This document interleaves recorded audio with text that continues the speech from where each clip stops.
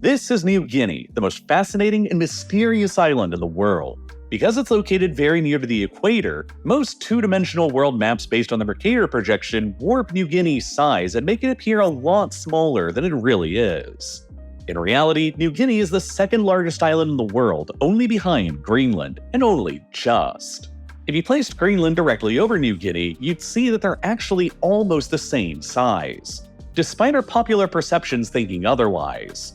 Placed over Europe, New Guinea is roughly triple the size of Great Britain and would extend from England and northern France nearly across the continent through Romania to the Black Sea. Or, placed over America, it would stretch from the edge of Long Island in New York State all the way down to Texas and nearly hit the Dallas-Fort Worth metroplex. New Guinea is a way more enormous place than most outsiders think it is. And it's also a way more unknown place than you probably think it is as well. As much as 80% of New Guinea's territory is covered by dense rainforest, making it the third largest rainforest on the planet behind only the Amazon and Congo rainforests that are on actual continents. Which is why some people have taken to calling the New Guinea rainforest the second Amazon. And if that wasn't enough, New Guinea is also extremely mountainous. The chain of mountains running through the center of the island, known as the New Guinea highlands, are roughly the same size, elevation, and scale as the Rocky Mountains are in North America, and they feature the highest elevated peaks anywhere between the Himalayas in Asia and the Andes in South America. They are by far the highest and most imposing mountains found on any island in the world, and because of this harsh geography of dense rainforest combined with towering mountains, there is still a ton of territory hidden there that has remained unexplored and uncharted to this very day, deep into the 21st century. And like we're seeing beneath the Amazon right now, there are some incredible new discoveries taking place here right now, and there's a lot of things down there beneath the rainforest canopy that you probably won't expect. Like, for example, glaciers, which probably aren't the first thing that you associate with tropical rainforests in New Guinea. And yet, on the western side of the island that's under the control of Indonesia, exists the increasingly small remnants of ancient glaciers that have been continually shrinking since the start of the Industrial Revolution. The nearby mountain to them, called Puncak Jaya, contains the highest elevated point on the island at 4,884 meters or 6,024 feet above sea level, which is also the highest point on any island in the world.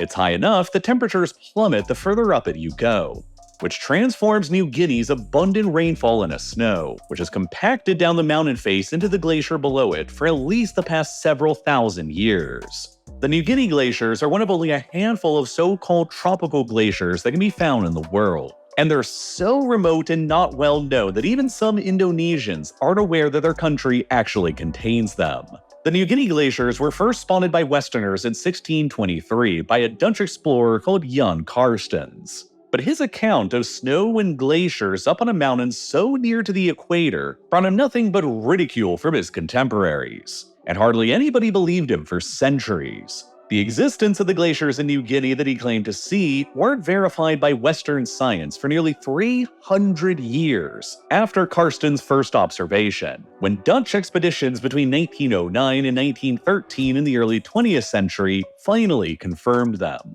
And unfortunately, they probably won't exist for very much longer. We now know that back in 1850, the area of the New Guinea Glacier stood at about 19.3 square kilometers, and they were photographed extensively by airplane in 1936. But by 1972, the glacier's area had already shrunk by nearly 2/3 from its 1850 size, and airplane photographs captured the noticeable decline from the 1936 levels. By 2018, the glaciers had shrunk by more than 97% from their 1850 levels, and just half a square kilometer of their area still remained intact. Their rapid decline in our modern times has been captured in satellite images like this one taken in 1988, this one taken in 2017, and this one taken in 2020, showing hardly any trace of them still remaining. The most recent scientific study conducted into the glacier's size was published in March of 2025 and was based on 2024 data. And it showed that just 0.165 square kilometers of the glaciers still survive, a 67% decline just from a few years previously in 2018. If the current decline rate of the glaciers here continue, they're expected to be irreplaceably gone forever by the end of this decade, sometime around 2030. And New Guinea and Indonesia will no longer have any glaciers for the first time in tens of thousands of years. And it won't be the first major geographic alteration that has happened in New Guinea.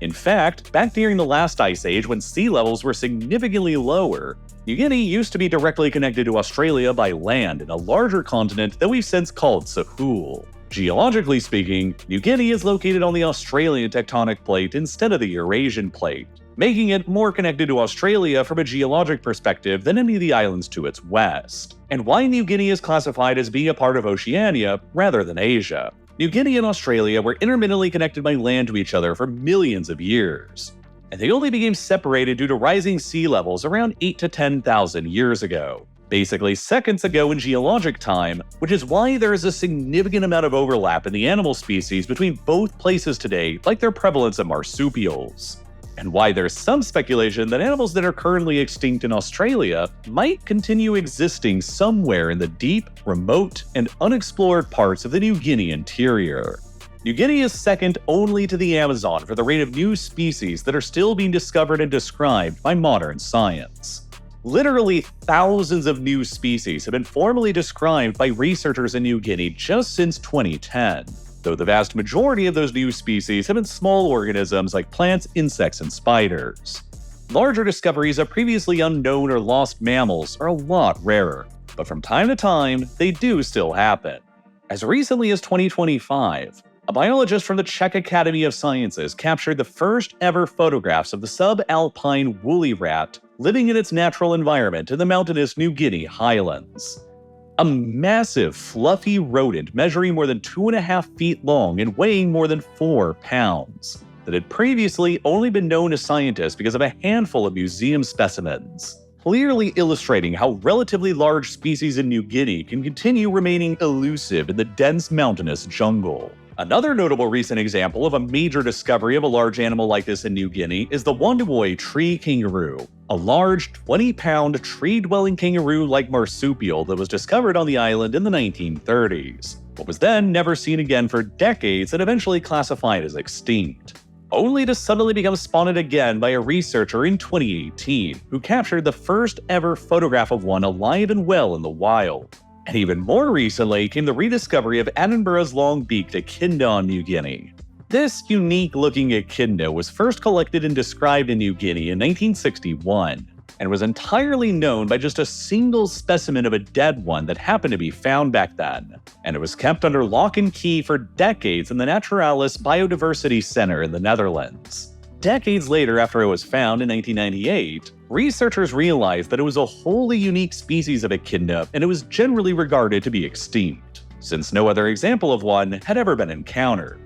That is, until just a few years ago in 2023, when a team of researchers successfully recorded the first ever confirmed video footage of a live one in the Cyclops Mountains region of northern New Guinea, pulling it out of the list of extinct species in the process. And to give you just a taste of how brutal the environment can be in New Guinea for these researchers, one of the expedition members fell through a moss pit into a previously unknown cave complex during the search and broke his arm in 2 places, but discovered half a dozen new species of blind harvest mice, spiders, and scorpions down there in the process. While another researcher reportedly had a leech stuck to his eyeball for 3 whole days. No thank you. But based on these 2 examples of large and previously believed extinct animals showing up again in New Guinea decades later in 2018 and 2023, there is a chance that others might be waiting to be rediscovered somewhere out there too. And none is a more tantalizing possibility than the thylacine, or commonly known as the Tasmanian tiger. The thylacine was a large carnivorous marsupial predator that served a similar ecological niche as canids like dogs and wolves did elsewhere on other continents, though they were completely biologically unrelated to them. They were among the largest carnivorous marsupials to ever exist, and they were most well known for their impressive ability to open their jaws to an unusual extent, up to about 80 degrees. The thylacine once had a range that spanned all across the ancient Sahul continent, when New Guinea and Australia were all connected. They are believed to have gone extinct in New Guinea and Australia around 3,200 years ago, at about the same time as the introduction of the dingo. But as the dingo never made it all the way down south to the island of Tasmania, the thylacine continued surviving there in robust numbers until the modern era of European colonization. The European settlers in Tasmania treated the thylacine as an unwanted pest that attacked their livestock. And so the government introduced a bounty hunting program on the species that rapidly eliminated their numbers and drove them into extinction. The last known living thylacine died in 1936 at the Hobart Zoo in Tasmania. And ever since then, no confirmed sighting of another one has ever been made, and the species was formally declared to be extinct decades ago in 1982. But nonetheless, because New Guinea is so massive, because it's such a hard place to properly explore due to the rainforests and mountains, because it's so rural and underdeveloped, because we know the thylacine's range once extended across the island, and because we have very recent examples like the Wondiwoy tree kangaroo and Edinburgh's long-beaked echidna turning back up alive there decades after they were declared to be extinct, there is a remote chance that if the thylacine was ever going to be rediscovered again, it would probably be somewhere hidden in New Guinea. And that is far from the only unknown thing on the island that could be hidden from us. New Guinea is, politically speaking, divided roughly in half today between Western New Guinea, under the control of Indonesia, and Papua New Guinea in the east, a separate and independent country. And Papua New Guinea is, bizarrely, the only country in the world today that has a completely unknown population. As in, nobody really knows how many people are actually living there. As of the country's most recent national census that was conducted in 2024, the official population stands at 10.18 million. But that census has been highly criticized as being inaccurate due to numerous issues that accompanied it, like incomplete coverage, missing forms, a warehouse containing material that caught on fire in the middle of it, and serious logistical problems with accessing some of the most remote population centers in the country. Only about 13% of Papua New Guinea's population are estimated to live in cities today, by far the lowest urbanization rate of any country today in the 21st century.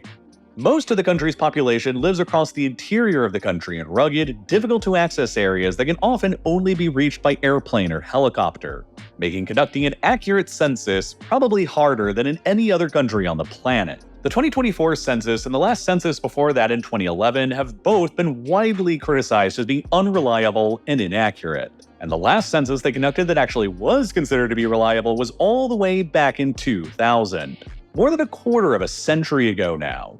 And while the official 2024 census estimates the country's population at 10.18 million, a separate study conducted by the UN and funded by Australia in 2022 that based itself on satellite data and analysis concluded that the population was probably closer to around 17 million people in reality. A huge difference in the official census that possibly undercounted the population by nearly 6 million people. There's no conclusive agreement on any of these numbers, but it's absolutely mind-blowing to me that a country in the 21st century can still be potentially unaware of the existence of millions of people within its own territory. Like to the point where Papua New Guinea might not even be aware of the existence of about 40% of its actual population. Interestingly, there also appears to be a major difference in population between the eastern and western halves of the island. Papua New Guinea's population could be either about 10 or 17 million people today, depending on which study you want to use, while West New Guinea's officially cited population is only around 5.5 million, potentially less than a third of the population in the east, despite their areas being similar. And this can mostly be explained by the differences in the geography between the two halves. In more temperate parts of the world, population densities are usually higher in flat, lowland environments. But the opposite is most often the case in tropical parts of the world, where the lowlands are covered by dangerous, hostile rainforests, and where the mountains have more mild temperatures and less dangerous diseases and wildlife that allow for denser human habitation and agriculture. In the case of New Guinea, the mountainous highlands run across the entire island almost evenly from west to east, but their structure is very different on either side of the modern border. On the western Indonesian side, the mountains are very steep and almost immediately plunge down into the rainforest below, while the coasts are enveloped by dense mangrove swamps, an overall extremely difficult place to sustain large numbers of people in. In comparison, the mountains on the eastern side feature lower parallel ranges that contain a large agriculturally rich plateau between them that continues to be the most densely populated non-coastal part of the island. And unlike on the western side, the mountains on the eastern side actually reach all the way down to the coasts and create natural coves that break through the otherwise omnipresent mangrove swamps everywhere else along the coasts, which in modern times enable the establishment of port cities like Port Moresby and Lae that continue to be the largest urban settlements on the island today. And part of why Papua New Guinea has very limited governmental authority anywhere beyond these cities, because getting anywhere else is just so damn difficult. Another factor that affects Papua New Guinea's ability to know how many people actually live within their borders is the sheer, almost unbelievable levels of linguistic and ethnic diversity that's present on the island. Across both sides of the island of New Guinea, more than 1,000 separate and individual languages are believed to still be spoken today, which is roughly 1 in 7 languages across the entire world. In Papua New Guinea alone, there are more than 840 languages spoken, and hardly any of them are even remotely related to any of the others, making Papua New Guinea by far the most linguistically diverse country in the world today, with nearly double the languages spoken in India despite its vastly smaller geographic size. The isolation in New Guinea created by all of the mountains and rainforests is so great that until fairly recently, some groups weren't even aware of the existence of neighboring groups who only lived a few kilometers away. Because of its harsh and fractured geography, the island has never in its history experienced the establishment of a strong, centralized authority, which in other parts of the world led to the dominance of a single language. And that's how you ended up with hundreds and hundreds of different isolated groups who developed their own independent languages in New Guinea over thousands of years. There are technically 2 lingua franca languages spoken in Papua New Guinea today, an English-based Creole language called Tok Pisin, and to a lesser extent, an indigenous language called Hiri Matu. But less than half of Papua New Guinea's population knows either of these lingua franca languages, making communication very difficult between certain groups even today. Now, on a slight tangent, Tok Pisin itself has a lot of extremely interesting grammar and vocabulary that it takes from English that I think is very interesting to share. Some of my favorite examples include Me Lovin' You for I love you, Time Belong Cold for winter, coming from Time Belong Cold, As Plus for place of origin, coming from As Place, and Grass Belong Mouse, meaning mustache, coming from Grass Belong Mouth. For a long time, it was circulated in Western media that the Tok Pisin word for helicopter was Mixmaster Belong Jesus Christ, coming from Mixmaster Belong Jesus Christ, with the explanation supposedly being that the blades of a helicopter looked like the blades of a Mixmaster blender, and Jesus Christ went to heaven. So, therefore, the blender that rises up to heaven, or Mixmaster Belong Jesus Christ. But apparently, this specific term might have been a fabrication made up by visitors to Papua New Guinea back in the 1960s. And none of this is to even mention the numbers of tribes in New Guinea that continue to remain uncontacted today, with potentially still unknown languages of their own. It's believed that probably no longer any truly uncontacted tribes that exist in the more densely populated eastern side of the island in Papua New Guinea, but it is still believed that there are probably several uncontacted tribes who exist in the western side that's under the control of Indonesia. At the start of the 21st century, it was estimated by Survival International that there were still around 40 uncontacted tribes that existed across the remote rainforests of western New Guinea, the second highest concentration of uncontacted peoples anywhere in the modern world, only behind the Amazon region of South America. However, after more than 25 years of the Indonesian government's activities in western New Guinea and visits by missionaries, adventure tourists, and social media influencers, the numbers of uncontacted tribes still remaining today has been estimated by Survival to have declined down to only between 2 and 10, most of whom are aware of the outside world's existence but have decided to keep their distance and remain separated. They are among the final ancient holdouts on the island resisting contact with the outside world, a process that has been ongoing for tens of thousands of years now. Archaeological evidence suggests that the first humans arrived in New Guinea as much as 60,000 years ago, during one of the very first human migrations out of Africa, making the indigenous Papuans among the most ancient people on the planet.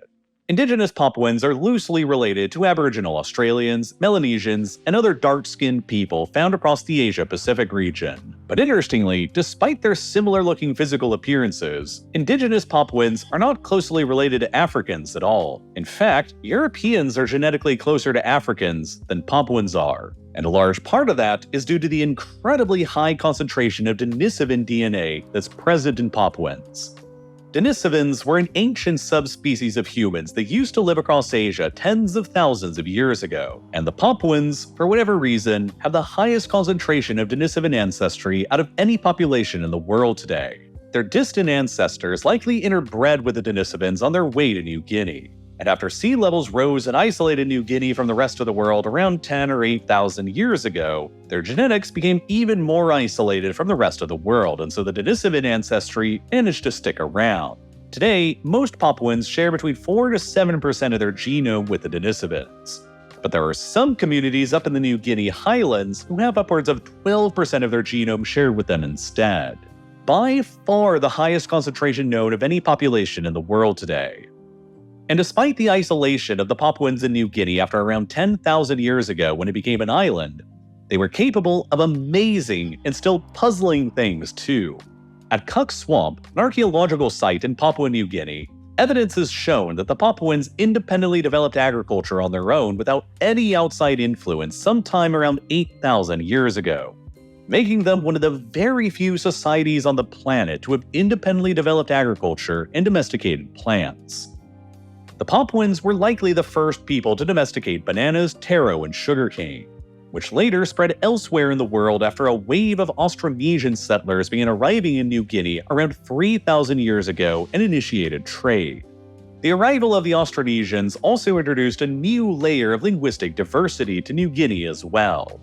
Today, out of the around 1,000 languages that are spoken in New Guinea, between 200 and 300 of them are believed to be Austronesian, while the others are Papuan. Now, one of the most interesting agricultural mysteries of New Guinea is how exactly the sweet potato managed to arrive there. The sweet potato is originally from South America, but evidence appears to suggest that it arrived in New Guinea sometime during the 13th century, hundreds of years before Columbus ever arrived in the Americas and started the Columbian Exchange. The leading theory is that the Polynesians probably managed to establish contact with indigenous South Americans sometime between the 11th and 13th centuries, which led to the sweet potato spreading westward through trade until it eventually arrived in New Guinea and completely revolutionized everybody's life there. Because the sweet potato could be grown in the highland environments of New Guinea, and because it could be used for pig fodder without the need for cooking it, Papuan societies in the highlands that adopted it were able to rapidly amass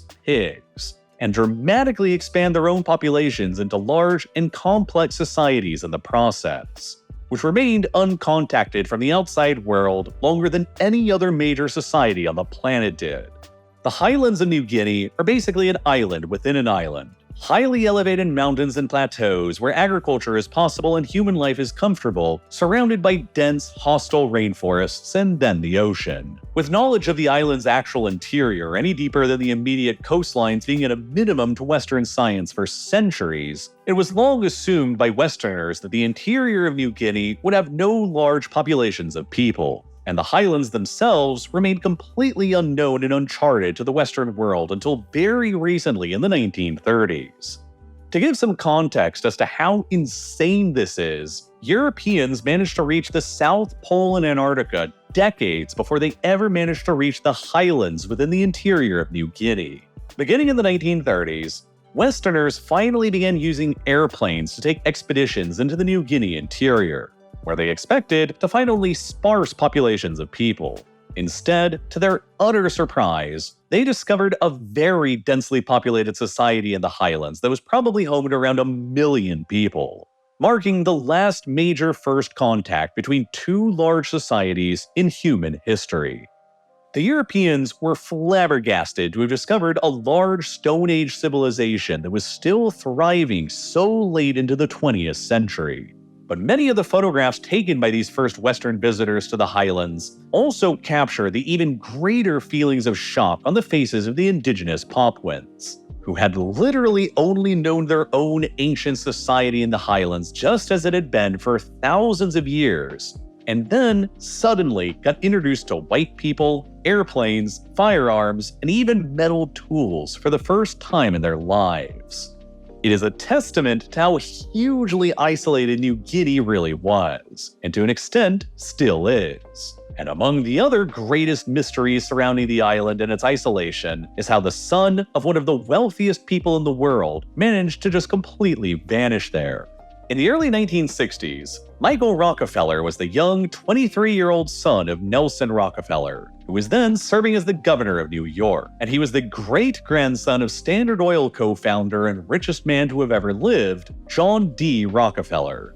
Michael Rockefeller was deeply interested in anthropology, and his father had just opened the Museum of Primitive Art in Manhattan and had appointed him to the museum's board. Wanting to find a statement piece for the museum's collection, Michael wanted to curate a collection of art directly from the source itself. And so he decided to conduct an expedition to visit the Asmat people in what was then still Dutch New Guinea.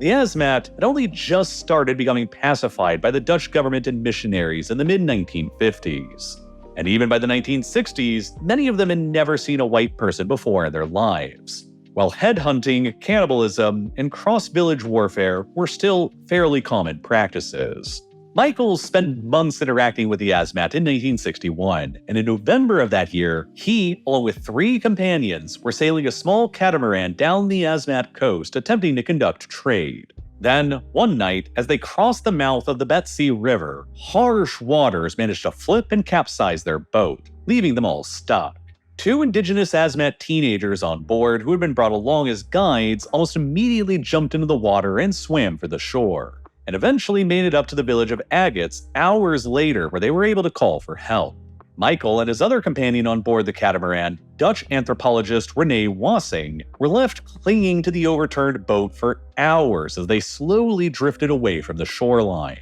According to Wassing, after waiting around for a while and growing increasingly concerned that they would drift out into the open ocean, Michael decided to strip down to his underwear and tie 2 empty jerry cans around his waist for buoyancy, told him he thought he could make it to the shore, and then jumped into the ocean to attempt to swim around 8 a.m. in the morning, which at the time was probably around 12 nautical miles away from them. It was the last time that anybody would ever see any trace of him. And tragically, an airplane spotted Wassing still stranded on the boat just hours later after Michael had left, and he was quickly rescued just the following morning. A massive search and rescue effort that involved hundreds of people, airplanes, helicopters, and ships was launched for Michael across the area where he disappeared, seeing as how he was the son of the governor of New York and a member of one of America's wealthiest and most prominent families. But after 2 weeks of searching, no trace of him was ever found, and the search was officially called off. The Dutch colonial government that was still in control of Western New Guinea at this time officially concluded that Michael had drowned during his swim to the shore. But there is a significant amount of evidence and speculation that he actually met a far more gruesome fate instead. Headhunting, cannibalism, and tribal warfare were all still common practices amongst the Asmat at this time. And 2 Dutch missionaries who were fluent in the local indigenous languages and who had been living in the Asmat area for years steadily accumulated a trove of testimony from witnesses that directly contradicted the official Dutch government report.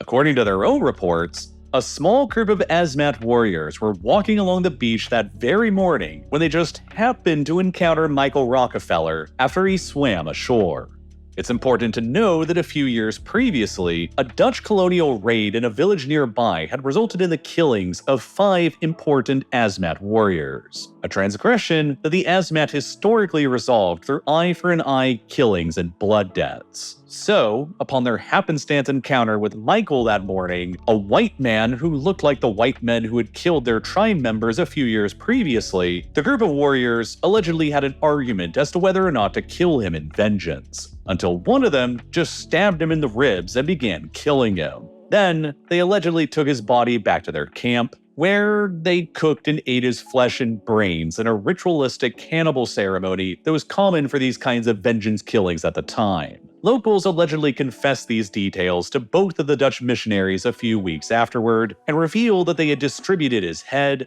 bones, ribs, and glasses amongst more than a dozen other people. Both missionaries had sent their reports to the Dutch colonial government, while another Dutch colonial investigation into the disappearance the next year in 1962 came to the same conclusion as the missionaries had, that he was probably killed and eaten instead of drowning. Nonetheless, this information was deemed by the Dutch colonial government at the time to be highly politically sensitive, as they were attempting to still hang on to their colonial possession in New Guinea at the time and were incentivized to present their administration there as being stable and peaceful. And the potential killing and cannibalization of the son of New York's governor in their territory was anything but a good look for them. So the government officially concluded that he had drowned instead, while multiple independent investigations since then have seemed to indicate that he was brutally killed and eaten instead. Then, decades after his disappearance, the story took another bizarre turn in 2015. Documentary filmmakers who were working on a film about Michael's disappearance were sifting through a small collection of uncut film reels in a warehouse in New England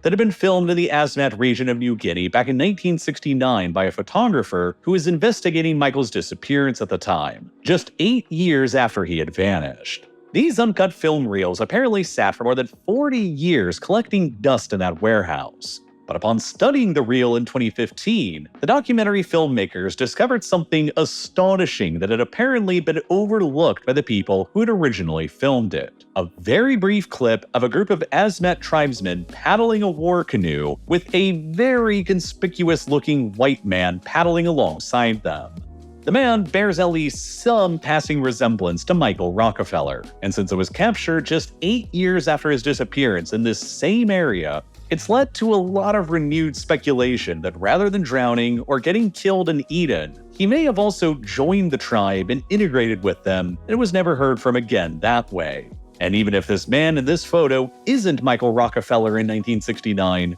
then who the hell is he?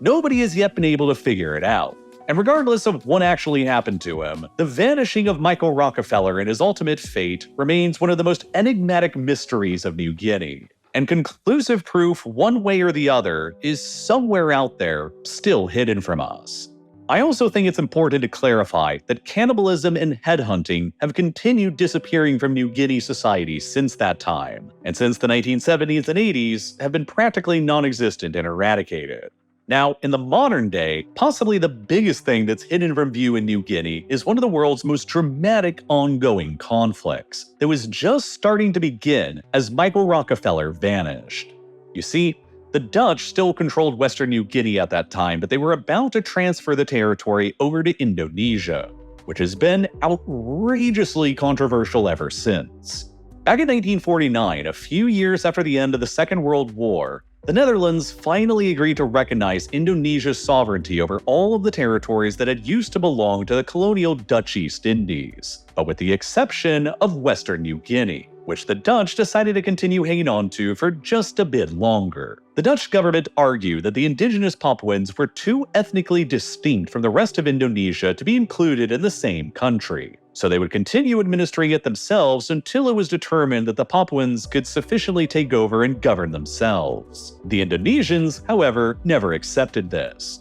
They argued that they were the legal successor state of the whole Dutch East Indies, which included Western New Guinea, and so they continued demanding a complete end to Dutch colonial rule throughout the entire archipelago. Both sides were also inherently interested in Western New Guinea's abundant mineral resources, especially what at the time was the recently discovered and then untapped Grasberg mine nearby to the summit of Puncak Jaya, which was already understood back then to contain an enormous amount of copper, gold, and silver. For years, neither the Indonesians nor the Dutch budged on their positions regarding the issue, and in the early 1960s, Indonesia began turning to the Soviets for support and began buying up Soviet weaponry. So then, alarmed at the potential spread of Soviet influence in Indonesia, the US began applying pressure on the Dutch government to give up and surrender Western New Guinea to them, which is the political context that Michael Rockefeller vanished into in 1961.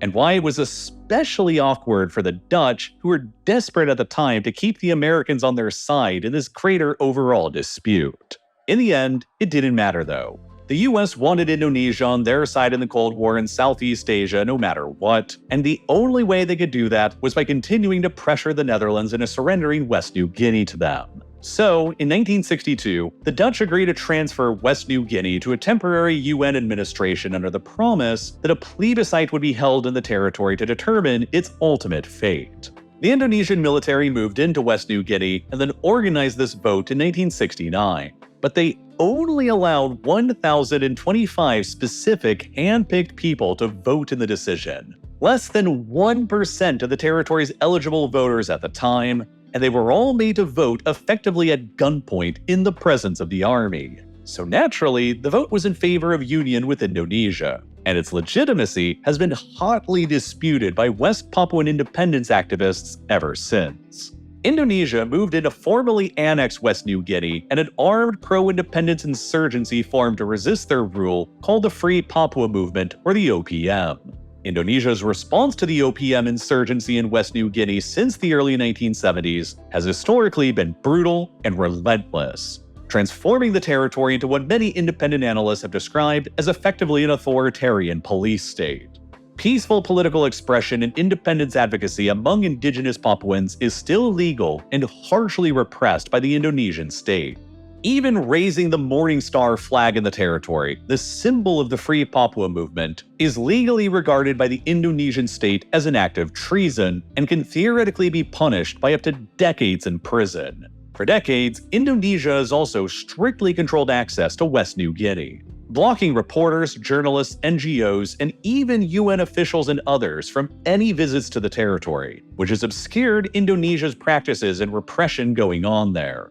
and have also complicated scientific expeditions to the western side of New Guinea that are frequently denied access, leaving much of Western New Guinea as a sort of information black hole on the world map. Since the conflict began in the early 1970s, credible reports of mass killings and forced displacements of indigenous Papuans by the Indonesian authorities have been frequent and extensive. Scholarly research by the University of the South Pacific in 2007 concluded that as many as 300,000 indigenous Papuans have been killed by the Indonesian authorities since the occupation of West New Guinea began, while a report by the Yale Law School back in 2004 argued that Indonesia's actions there amounted to the definition of genocide. In addition to the harsh repression and violence, the Indonesian state has attempted to reinforce their demographic control in the territory by encouraging a massive settlement program that they've called transmigration, which is aimed at resettling landless Indonesians from crowded urban environments in Java, Sumatra, and Sulawesi to West New Guinea and giving them land that's been taken from the indigenous Papuans. As many as 300,000 Indonesian settlers were relocated to West New Guinea under this program following Indonesia's takeover of the territory.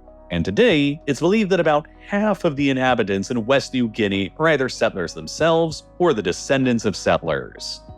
The OPM, largely armed with nothing but bows and arrows, javelins, and old leftover outdated weaponry from the Dutch colonial era, have waged a low-level campaign of guerrilla resistance against the Indonesians in West New Guinea for decades now, attacking critical infrastructure like roads and highways, and most importantly of all, the Grasberg mine, which, as it turned out, was among the largest copper and gold mines ever discovered anywhere in the world, that helped make the Indonesians rich as they began exporting New Guinea's minerals all around the world. And while a lot of outside countries effectively turn a blind eye to Indonesia's treatment of the indigenous population.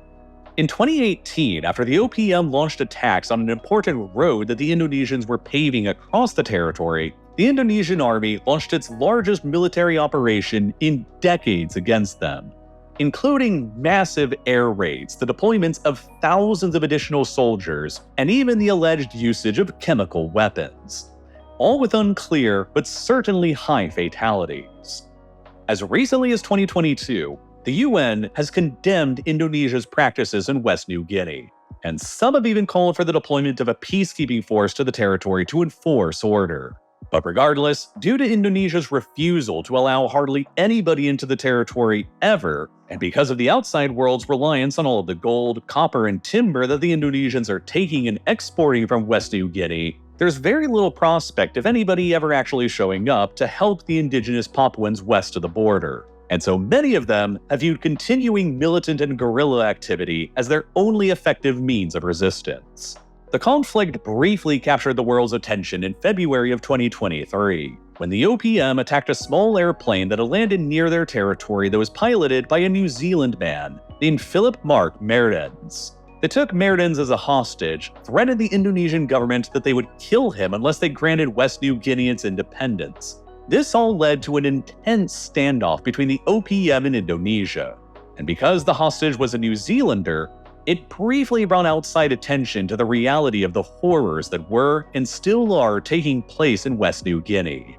Eventually, after more than 19 months of holding him, the OPM agreed to release Mertens alive, and Western attention towards the conflict in West New Guinea has gradually waned, though Indonesia's continued restrictions and repression in the territory continue unabated. And accurate information about what's actually going on the ground down there is still difficult, if not impossible, to actually come by. Before we go any further, I'm often asked how I conduct my research for my videos like the ones we're covering today, and most importantly, how I keep up with the volume of news and information. And the answer is Ground News. I've been using their app and website since 2022, which have made videos like these possible, which is why I'm happy that they're sponsoring today's compilation. Ground News was built to give you a global perspective and clarity on the news you're consuming. Their data-driven approach aggregates news from over 50,000 sources from all around the world and organizes them by story, so you can instantly compare how events are being covered not just across the political spectrum, but across borders. Want to see how Iranian state media is covering the current conflict with the United States? Or how independent outlets differ from massive conglomerates? Ground News makes that easy. Every story comes with breakdowns of political bias, factual reliability, and ownership structure, so you're not just reading headlines, you're understanding why they were written that way. I always use Ground News for my own research in nearly every video I produce, and it's incredibly helpful when trying to parse and understand breaking news. As a recent example, more than 500 sources covered the recent attack at the White House Correspondents' Dinner in Washington, D.C., but different sources reported on the incident in different ways depending on their political slant. Left-leaning outlets often frame the incident with qualifiers like trying and shooting, emphasizing the White House's claims blaming Democrats and the suspect's teacher background to highlight partisan rhetoric over threat severity. While right-leaning coverage more often dramatized the incident with terms like defiant, would-be assassin, stormed, and President Trump, underscoring courtroom hostility and life-in-prison stakes to evoke defiance against conservative figures. I can even filter by location to narrow down on how other countries reported on this story. But I think that the most fascinating feature of Ground News is Blind Spot, where you can see major stories that people on the other side of the political aisle are seeing, but you're not.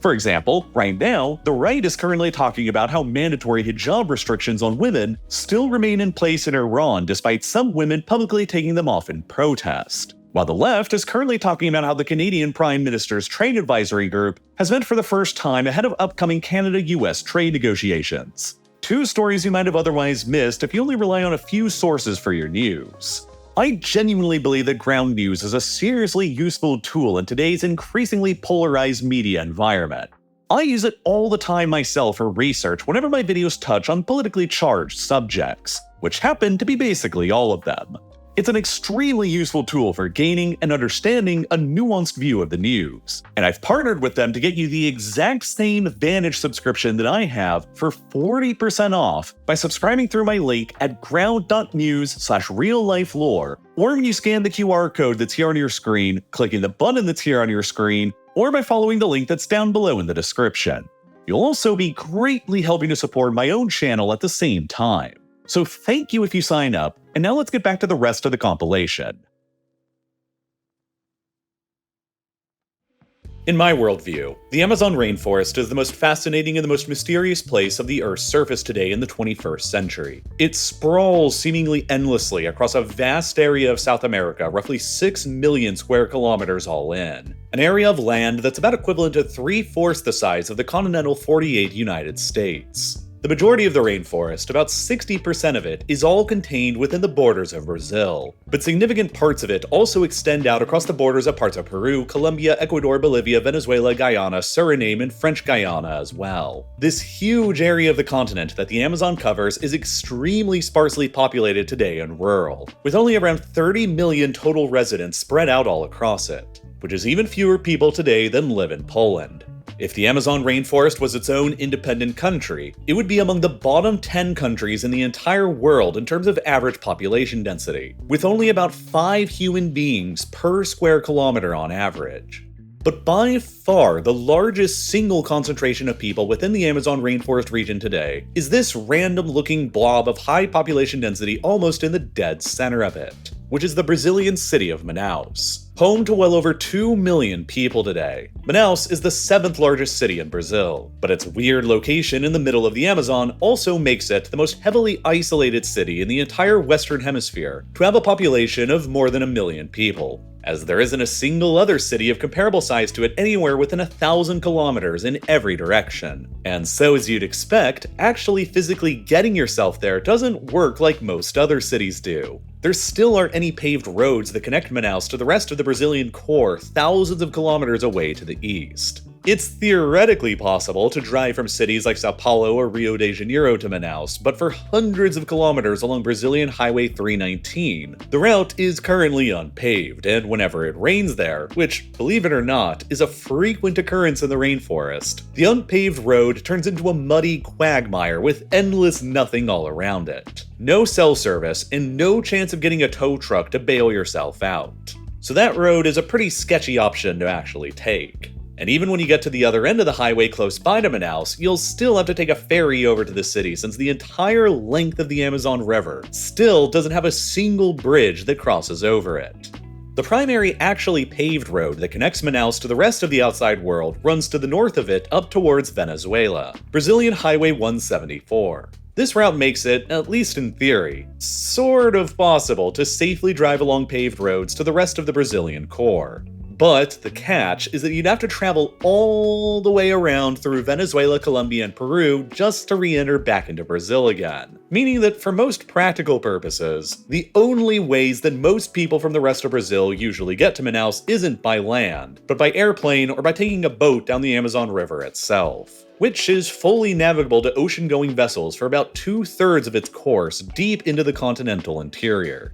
Another similar blob of high population density in the middle of the modern Amazon is the Peruvian city of Iquitos, which is home to around 500,000 people today and is in theory even more isolated than Manaus is. Not because of distance from other large settlements, but because of logistics. Other than for a single 100-kilometer dead-end stretch of road that ends in the nearby town of Nauda, there aren't any other roads at all that connect Iquitos with anywhere in the outside world, which makes it the largest city in the world that can't be reached by road that isn't on an island. Iquitos exists precisely where it does because it sits at about the exact spot on the Amazon River that's still fully navigable all the way out to the Atlantic Ocean, which has always provided a free-to-use and easy-to-use superhighway for Peruvian and Brazilian merchants to take transporting the Amazon's resources out to the global market. Rather than using cars, trucks, or trains, the Amazon River itself provides nearly all of the transportation to the few big modern cities in the Amazon, like Manaus and Iquitos. So much so that when you travel along it, you'll even see floating gas stations and convenience stores for boats instead of cars.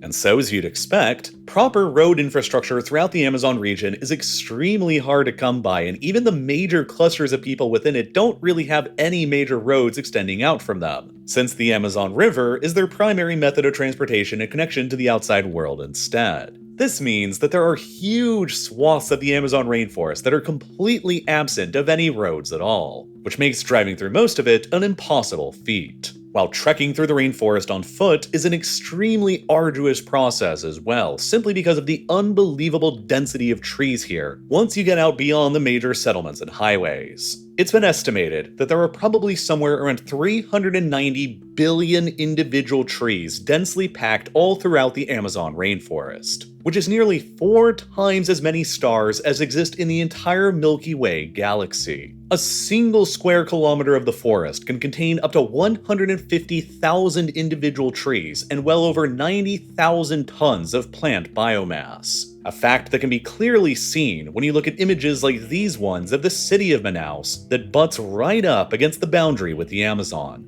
On one side, you have a dense city that's like an island of civilization, and on the other, you literally have 1,000 kilometers of super dense, wild rainforest that's mostly just empty of people. So observing what the Amazon's actual surface looks like from the ground from anywhere beyond the Amazon River or from the handful of roads and settlements dotted throughout it has always been very difficult. While for most of modern history, observing what the Amazon surface looked like from the air with aircraft or even with satellites have also been practically impossible because of just how insanely dense and thick the rainforest canopy is everywhere throughout it. As a result, the vast surface area of the Amazon rainforest that lies beneath the canopy we can see from the sky easily contains the largest amount of unexplored, unmapped, and uncharted land area remaining anywhere on the Earth's surface in the 21st century, with some scientists arguing that we currently understand even less about it than we do the surface of Mars. That's why, in my view, it's the most mysterious and the most interesting place remaining on the map in the 21st century. And all of a sudden, very recently, modern advances in the fields of cartography and archaeology, like Lidar scanning, are finally, after all this time, enabling us to penetrate through the previously impenetrable rainforest canopy, to see the Amazon surface like we've never seen it before. And the last blank space on the Earth's surface filled up by the world's biggest rainforest is finally beginning to get mapped out and filled in. And some of the things that we've already discovered down there just over the past decade alone have been so profoundly shocking they've begun to upend our entire views on history and science in the process. And even more incredible discoveries down there are probably coming very soon. In order to understand why some of these recent discoveries beneath the Amazon canopy have been so shocking, you need to understand what the general historical view on the Amazon region has been within mainstream academia for centuries, how they came to those conclusions, and why they've all of a sudden very recently this decade in the 2020s begun to be proven incorrect. You see, for the past several centuries, the generally accepted mainstream view on the Amazon was that it had always been basically a pristine, largely untouched wilderness environment, mostly undisturbed and unaltered by human beings. This view was reinforced by the fact that for the past several centuries, pretty much ever since Europeans first arrived in the Americas, the Amazon has always appeared to be very sparsely populated by indigenous people in groups no larger than on a hunter-gatherer tribal scale, largely because the soil quality throughout the Amazon rainforest is extremely poor and sterile, and not very helpful for large-scale agriculture that would be necessary for larger, more complex civilizations.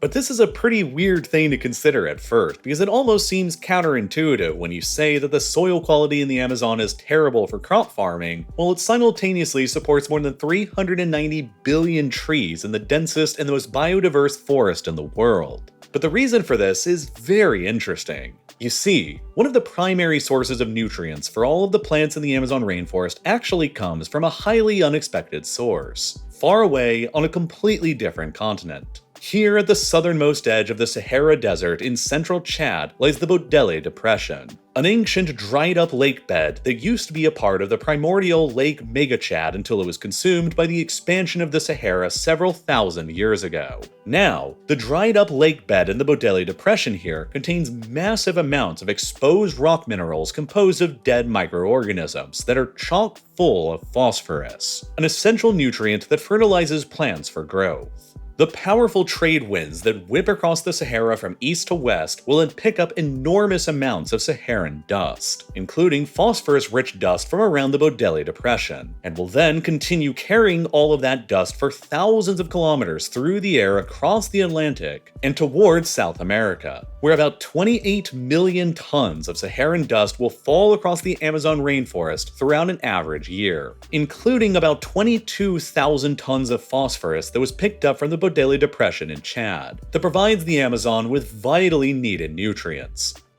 But because rainfall throughout the Amazon rainforest is extremely high, these nutrients that arrive from the Sahara are always rapidly washed out from the soil and eventually drained down into the Amazon River itself, which means that the trees and other plants in the Amazon have evolved to essentially pull up the nutrients from the soil about as soon as they're deposited there. Moreover, the very high year-round temperatures in the rainforest and the high humidity levels means that dead organic material like leaves and fallen plants or trees decompose extremely rapidly, which means that their stored nutrients are released and lost very rapidly and reconsumed by other plants and fungi before they can ever be deposited into the soil. This all means that the soils of the Amazon never really gain any buildup of nutrients at all. since all of the trees and the other plants within the rainforest are literally living on the recycled nutrients of all the other trees around them. And so the soils themselves are effectively sterile and useless for agriculture, which is why, historically, most of the scientific community considered large-scale agriculture in the Amazon region to be impossible, which is why they believed that the existence of large-scale, complex indigenous societies within the Amazon were also impossible as well.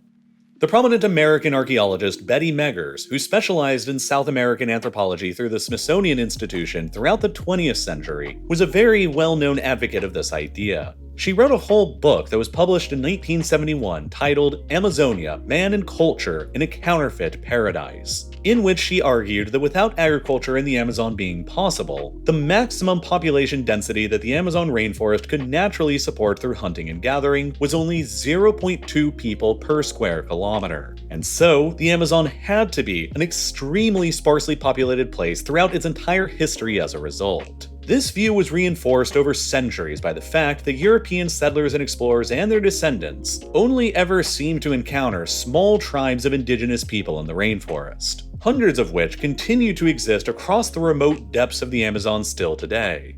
In fact, it's estimated that still today, even in the 21st century, the Amazon rainforest is so vast, so remote, and so difficult to access from the outside that there are still around 100 or so indigenous tribes dotted throughout it that remain so-called uncontacted, maintaining their traditional hunter-gatherer lifestyles like their ancestors have for thousands of years with little, if any, contact with the outside world. The Amazon is the host of the largest number of remaining uncontacted people in the world today, and while estimates of their exact numbers are highly varied, it's generally believed that there are around 10,000 of them scattered throughout the rainforest, hiding from the outside world, only observed by us every so often from striking aerial photographs like these ones I'm showing to you right now. But they aren't really uncontacted in the way you think they are. They're pretty much all universally aware of the existence of the outside world and have a very long history of contact with us. But they voluntarily choose to hide and remain isolated in the rainforest because they deeply fear what the outside world will do to them if they're found.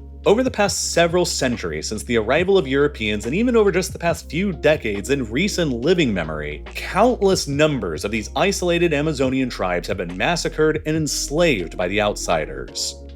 Across the late 19th and early 20th century, when the importance of rubber as a strategic material exploded, the rubber tree that's naturally indigenous to the Amazon basin correspondingly exploded in value and importance as well, which resulted in an unprecedented surge of European colonists flocking into the Amazon basin to strike out their fortunes, and was the catalyst for the growth of the few big Amazonian cities along the navigable stretch of the Amazon River, like Manaus and Iquitos I mentioned previously. However, as the demand for labor on the growing Amazonian rubber plantations expanded, the European owners of the plantations engaged in massive slave raids on the Amazon's indigenous populations and forced hundreds of thousands of them to work on the rubber plantations in appalling conditions with extremely high mortality rates as high as 90% in some instances, that some historians have compared in scale and brutality to the Holocaust or the Armenian Genocide. In the aftermath of the rubber boom in the mid to late 20th century, the indigenous survivors of this genocide in the Amazon fled into the most remote and difficult to access depths of the rainforest, with their memories of the horrors the outside world inflicted upon them passed down through the generations. So, rather than keeping themselves hidden from the outside world because they just prefer to keep their more traditional, simple lifestyles, they really keep themselves hidden out of this very deeply ingrained fear of what the outside world will do to them again if contact with us is ever re-established. A fear that hasn't helped out very much by the action of loggers, miners, missionaries, drug traffickers, and even anthropologists in recent history either. Throughout the 1960s and 70s, the Brazilian government basically treated the Amazon basin as an empty place full of resources that was holding the country's development back, and the indigenous people within were largely sidelined or even killed. One indigenous tribe in the Rondônia region of the Brazilian Amazon was almost completely massacred by Brazilian gunmen hired by ranchers and settlers there in the 1970s, down to only a single survivor, a man who kept on living a militantly reclusive and distant life in the rainforest for decades up until he passed away from natural causes just a few years ago in 2022. For decades, nobody alive knew anything about the man. not his name, his language, or the name of his extinct tribe. But they well understood his fears and his intense desire to be left alone from the outside world, as he frequently shot arrows at anyone who ever attempted to initiate contact with him for years. He eventually gained the nickname of the Man of the Hole due to the deep ditches he would frequently dig around his campsites for protection. The Brazilian Ministry of Native People discovered him in the late 1990s and eventually fenced off the entire area where the man lived and created a nature reserve out of the area in 2007, which became this isolated island of forest with a lone uncontacted indigenous man inside of it, surrounded by a sea of deforested cattle ranches, until the man inside died of natural causes in 2022, leaving his unknown tribe's modern genocide ultimately completed. Throughout the 1970s and 80s, the Brazilian government tried to establish peaceful contact with indigenous tribes in the Amazon by setting up trading posts in the rainforest with metal tools and other useful objects. But the posts would occasionally lead to violent interactions with the tribes and would frequently spread outside diseases to the tribes that they lacked any immunities to, in a process that has gone on ever since Europeans first discovered the New World a half millennia ago, which would sometimes wipe out half of a tribe's population within only a matter of weeks. These disasters eventually led the Brazilian Department of Unknown Tribes to take a radically different approach starting in 1987, when they decided that isolated tribes in the Amazon shouldn't ever be contacted by the outside world at all unless they, the tribes, voluntarily chose to initiate contact first, creating a sort of real-world prime directive from Star Trek in the process. This was also a part of the late 20th century Brazilian government's creation of the indigenous territories across the country that are heavily concentrated within the Brazilian Amazon, which are currently more than 700 areas set aside for exclusive use by the country's indigenous population, including the Vale do Javari in the far west of the Brazilian Amazon here, which is believed to contain the highest concentration of uncontacted people in the entire Amazon and, by extension, in the entire world. The territory is roughly the same size as Portugal, and it's completely illegal for any unqualified outsider to enter into it. And it contains an estimated 14 separate uncontacted tribes within it, numbering around 2,000 people all in all, who are occasionally observed by the Brazilian government from the air, which is where most of these striking aerial photographs of uncontacted people in the Amazon have come from. The Vale do Javari itself is part of a much wider area today that's known as the Uncontacted Frontier, an arc of the remote western Amazon region that straddles the border between Brazil, Peru, and Bolivia, that's arguably the single most remote location anywhere on the Earth's surface that remains in the 21st century. Nowhere else in the world today are there more uncontacted people than here, including a highly elusive tribe known as the Mashco Piro on the Peruvian side of the Uncontacted Frontier, around 50 of whom were recently seen and photographed by an organization known as Survival International in July of 2024. During a very rare encounter with the outside world. Because of these very recent photos and this encounter, the Mashco Piro are now believed to be the single largest uncontacted tribe remaining in the Amazon and in the world, probably numbering around 750 total individuals. Their location was also notably captured here only a few kilometers away from an active logging company, which Survival International says threatens the tribe's continued existence. Critics of the Brazilian system of indigenous territories argue that they permanently reserve about 13% of the country's total land area to a small population of indigenous people that only make up 0.4% of Brazil's total population, and that much land full of valuable resources getting locked out from development is holding the country's economic development and potential prosperity back in the process. Illegal logging, ranching, and mining within several of the indigenous territories is already a relatively common practice. But the arguments in favor of preserving the system aren't just for the rights of the indigenous people who live there, but also to protect the unknown scale of the biodiversity in the Amazon and the unknown species of plants and animals that are almost certainly still existing there, currently unknown to science. We have understood for a very long time now that the Amazon is by far the most biodiverse ecosystem on the planet. It's estimated that a whopping 1 in every 10 known species in the world lives just within the Amazon rainforest, including at least 2.5 million species of insects, tens of thousands of plant species, and around 2,000 bird and mammal species, along with a whopping 1 in every 5 fish species which live in the Amazon rivers and streams. There's a scientific study from 2001 that concluded just a quarter of a square kilometer in the Amazon rainforest in Ecuador was capable of supporting more than 1,100 separate individual species of tree. The biodiversity of species within the rainforest is so high compared to any other location in the world that brand new Amazon species are still being cataloged by the scientific community just about every single day on average. According to the Brazilian National Institute of Amazonian Research headquartered in Manaus, an estimated 60% of the tree species within the Amazon have yet to be properly cataloged and identified, and there's no telling how many insect, bird, reptile, and mammal species remain undiscovered deep within it as well. Some of the most recent animal discoveries made in the Amazon have been particularly interesting, such as this red-striped monkey that was only discovered in 2015, this species of dart frog that was only found in 1999, this bald parrot that was only discovered in 1999 as well, or this unique species of blind and bright red catfish that was only discovered in the waters of the Amazon in 2007. There's even a huge new species of northern green anaconda that was only very recently discovered in the Amazon by researchers this year in 2024, that could potentially be the biggest snake species in the world, though that's currently unconfirmed. Some Amazon researchers believe that the current pace of deforestation going on in the rainforest is destroying the remaining unknown species hidden there faster than they are being discovered. And there's probably entire species currently going extinct there before the scientific community even becomes aware of them. And there's always the very slight possibility that deep within the rainforest's most uncharted and unexplored depths, there could be exotic large animal species that remain undiscovered as well. One of the biggest examples in recent history of a large, previously unknown animal species getting discovered by the scientific community was the case of the saola, a large forest-dwelling bovine creature that was only unexpectedly discovered deep within the jungles of rural Vietnam in 1992, and only first photographed in 1993. And the deepest depths of the Amazon are even more remote and difficult to access than where the saola was discovered in Vietnam, so who knows? There's a very popular legend among several indigenous tribes in the Amazon of a mythical monster that's colloquially known as the Mapinguari. And while descriptions of the legend vary widely from tribe to tribe, there are some who believe that many of the descriptions of it closely match that of the giant ground sloth known as the Megatherium, which used to exist across the South American continent before it probably went extinct sometime around 11,000 years ago.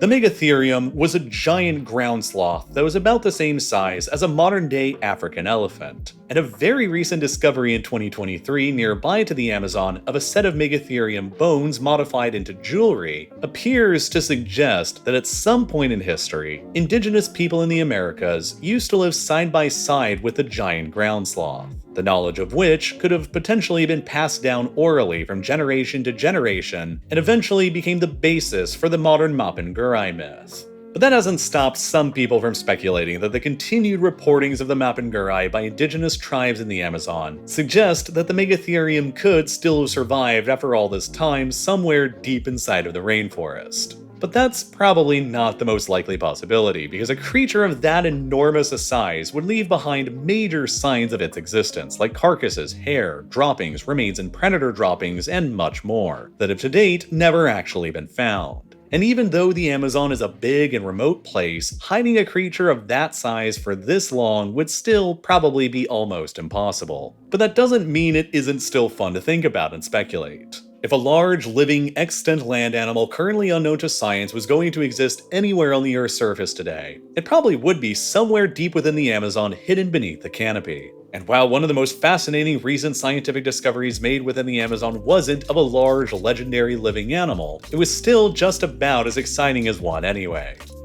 In 2011, a geoscientist named Andres Russo, who grew up in Peru, Nicaragua, and the United States, had heard legends dating back to his childhood of a boiling hot river that supposedly existed somewhere deep within the Amazon. So that year, he set out on an expedition deep within the rainforest of central Peru to try and see if he could find it. And sure enough, hundreds of kilometers away from the nearest active volcano, he stumbled upon the legendary boiling river, now known to the outside world as the Shanay Tempishka, a fully flowing 6.5 kilometer long river whose waters average a scalding temperature of nearly 86 degrees Celsius, or 186 Fahrenheit. Not exactly boiling technically speaking, intriguing, but still hot enough to almost instantly kill any animal or person unfortunate enough to fall inside. The local indigenous people had, of course, known about the boiling river in the Amazon for generations. But until Ruzo's encounter with the river in 2011, it remained completely unknown to the rest of us in the outside world outside of legend. And it's now understood to be the longest and hottest boiling river known in the world. A natural wonder as wide as a 2-lane street and nearly 5 meters or 16 feet deep in places. Made even more puzzling that it isn't volcanic activity that causes the river to get so hot, but a geothermal feature beneath the area instead. And almost a century before Ruzo's expedition in the Peruvian Amazon revealed the boiling river to Western science based only on hearing about a legend, another Western explorer set out on a series of expeditions across the Amazon based on hearing similar rumors and legends about long-lost civilizations and ruins, hidden deep within the Amazon despite the contrary academic consensus. A British man named Percy Harrison Fawcett. In the early 20th century, Fawcett became obsessed with finding a lost civilization in the Amazon rainforest that he believed existed, and which he steadily began to call the Lost City of Z. Part of his convictions on this lost civilization's existence stemmed from the historical record of early European explorers in the Amazon, like Francisco de Orellana, a Spanish conquistador who became the first European to sail through the entire length of the Amazon River between 1541 and 1542 during his search for the legendary city of El Dorado. During his early voyage through the Amazon, Orellana reported coming across several large indigenous cities that featured dense populations, organized armies, fortified towns, well-developed and maintained roads, and even monumental construction projects, reporting that for centuries was widely believed to be nothing more than the wild exaggerations of a glory-hungry conquistador. Countless expeditions across the following centuries were made in the Amazon to try and find any traces of these lost cities, but none were ever successful, and the legends of them inspired Fawcett to begin his own expeditions for them in the early 20th century. For nearly 20 years between 1906 and 1924, Fawcett took 7 expeditions throughout the Amazon region in search of his lost city of Z, with a heavy focus on the southeastern Amazon in Brazil and the western Amazon region in Bolivia and Peru. But over all that time, he never ended up discovering anything very substantial. No giant stone ruins, no lost cities, and only small bands of indigenous tribes in little villages. In 1925, Fawcett organized his 8th and ultimately final expedition to find the lost city of Z, along with his son, a friend, 2 horses, 8 mules, and a pair of dogs. They set out for the city of Cuiabá on the edge of the Amazon in western Brazil, and after they crossed the upper Xingu River into the rainforest itself, none of them were ever seen or heard from again, and simply vanished into the vastness of the Amazon forever. Their ultimate fates still unknown to us an entire century later. Fawcett's ill-fated expeditions that failed to find any lost civilizations in the Amazon appear to only further support the mainstream consensus that such Amazonian civilizations never actually existed, and that the rainforest had always been a largely pristine, sparsely inhabited wilderness. But then, several decades later, beginning in the 1970s, a series of steady archaeological discoveries in the Amazon would slowly begin to shift this centuries-long held viewpoint. In 1977, a researcher named Ondamar Dias discovered a series of large-scale man-made geoglyphs within the Acre region of the Brazilian Amazon, in recently deforested land there, while even further discoveries were made by flying aircraft over the region. To date, since that time, literally hundreds of these kinds of complex geoglyphs have been discovered by researchers across the Acre region that have been dated to have been constructed between 1 AD and 1250. Which suddenly reignited the interest in the possibility of there maybe being advanced pre-Columbian civilizations in the rainforest that had remained undiscovered. In the Apano Valley region of the Amazon in eastern Ecuador, traces of settlements were discovered by researchers in the 1970s, and then more clues there began to get uncovered by archaeologists led by Stephen Rothstein with France's National Center for Scientific Research, who began excavations in the area in the 1990s when they began discovering large dugout ditches and even roads that had been long overgrown by the rainforest's foliage. And around the same time in the 1990s, another team of archaeologists led by Michael Heckenberger from the University of Florida began exploring an area in the upper Xingu region of Brazil, very nearby to the area where Fawcett mysteriously disappeared from in the 1920s during his search for the lost city of Z. And they also discovered ancient roads, bridges, and ditches that appear to form the remnants of long-lost walls, moats, and causeways that over decades of hands-on, on-the-ground studying steadily added up to a collection of at least 19 large pre-planned pre-Columbian villages in the region that featured well-planned circular plazas.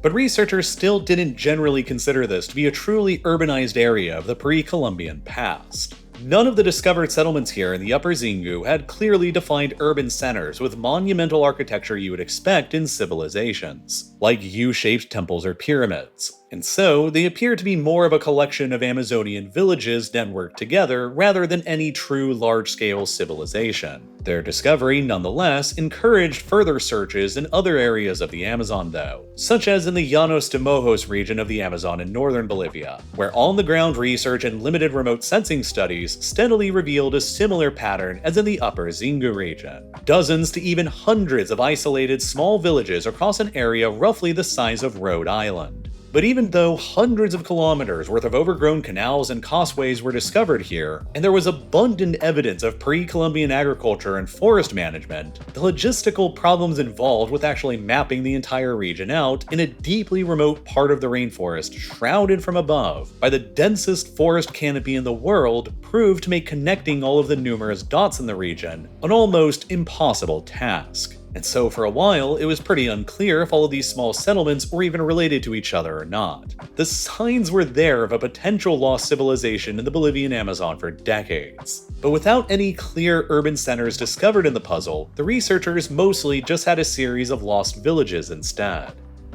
But all of that would finally and very suddenly change only very recently in 2022, when a team of archaeologists operating in the region led by Heiko Prümers of the German Archaeological Institute released an earth-shattering paper in the journal Nature. His team pursued a different approach that utilized a new key technology that is quickly revolutionizing the field of archaeology and our understanding of what exists beneath the Amazon rainforest. Lidar, an acronym for Laser Imaging Detection and Ranging. Flying in a helicopter about 200 meters or 650 feet up above the floor of the rainforest, the team used an onboard LiDAR system to shoot down a grid of infrared beams down to the surface that ignore the dense foliage in the canopy, hit whatever is actually down below on the surface, and then bounce back up to the system on the helicopter with a measure of distance in between. As the helicopter flies over the area being surveyed, the LiDAR system steadily creates a colossal number of data points that eventually creates a high-resolution map of the surveyed area without any of the trees being present, which reveals what the area actually looks like.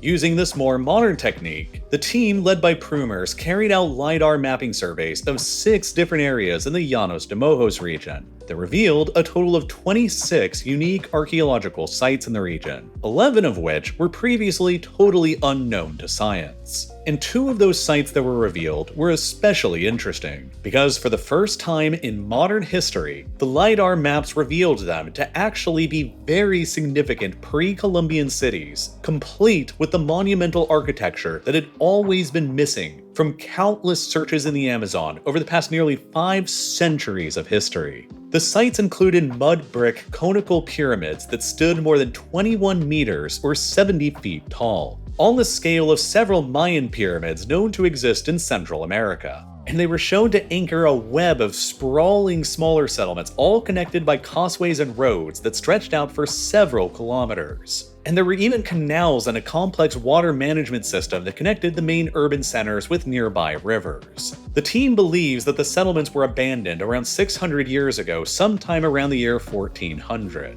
nearly a century before the arrival of the Europeans for unknown reasons. But their existence finally proved that dense, complex societies within the Amazon rainforest capable of building monumental architecture did indeed exist at some point in the pre-Columbian past, and that the Amazon was significantly more densely populated in the past than previously believed. The Llanos de Mojos region in the Amazon alone, a region roughly the size of England, is now believed to have supported as many as 1 million people before the arrival of Columbus. And it was all right in the middle of many of the areas that were explored by Fawcett's Lost City of Z expeditions more than 100 years ago.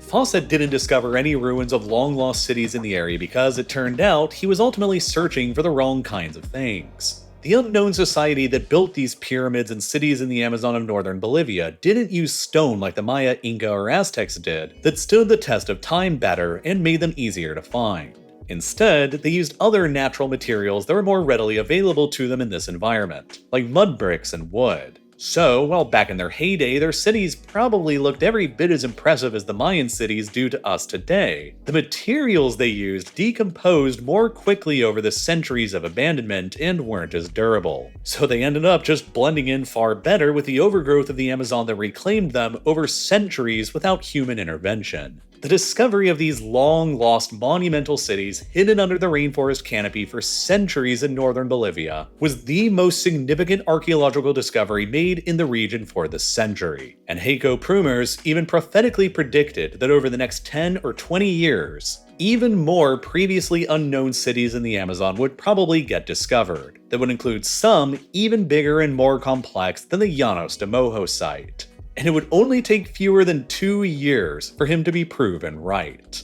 Because just this year, back in January of 2024, another earth-shattering paper was published by Stephen Rothstein and his team that concerned their own year's worth of discoveries and research back in the Apano Valley site that I touched on a bit previously in the Amazon of eastern Ecuador. As I mentioned previously, Rothstein and the French National Center for Scientific Research had been engaged in research in Ecuador's eastern Apano Valley site for decades since the 1990s. And just like in the Upper Zingo and Llanos de Mojo sites, his team had found evidence of small central plazas, raised mounds, pottery, and jugs. Scattered evidence of a potential civilization, but without a complete map of the entire region obscured by the rainforest canopy, it was impossible for them to put all of these pieces together. Everything changed, however, in 2015, when the Ecuadorian government agreed to fund a Lidar survey of the Apano Valley to finally reveal what was all hidden there beneath the foliage. Over the next several years, Rothstein's team used aircraft and onboard LiDAR combined with extensive ground excavations to painstakingly survey and map out a 300 square kilometer area within the Apano Valley region of the Ecuadorian Amazon. And they published all of their years' worth of findings in the journal Nature in early 2024. And their LiDAR survey mapped out what can only be described as the ruins of a truly lost major ancient civilization that used to exist in the Amazon.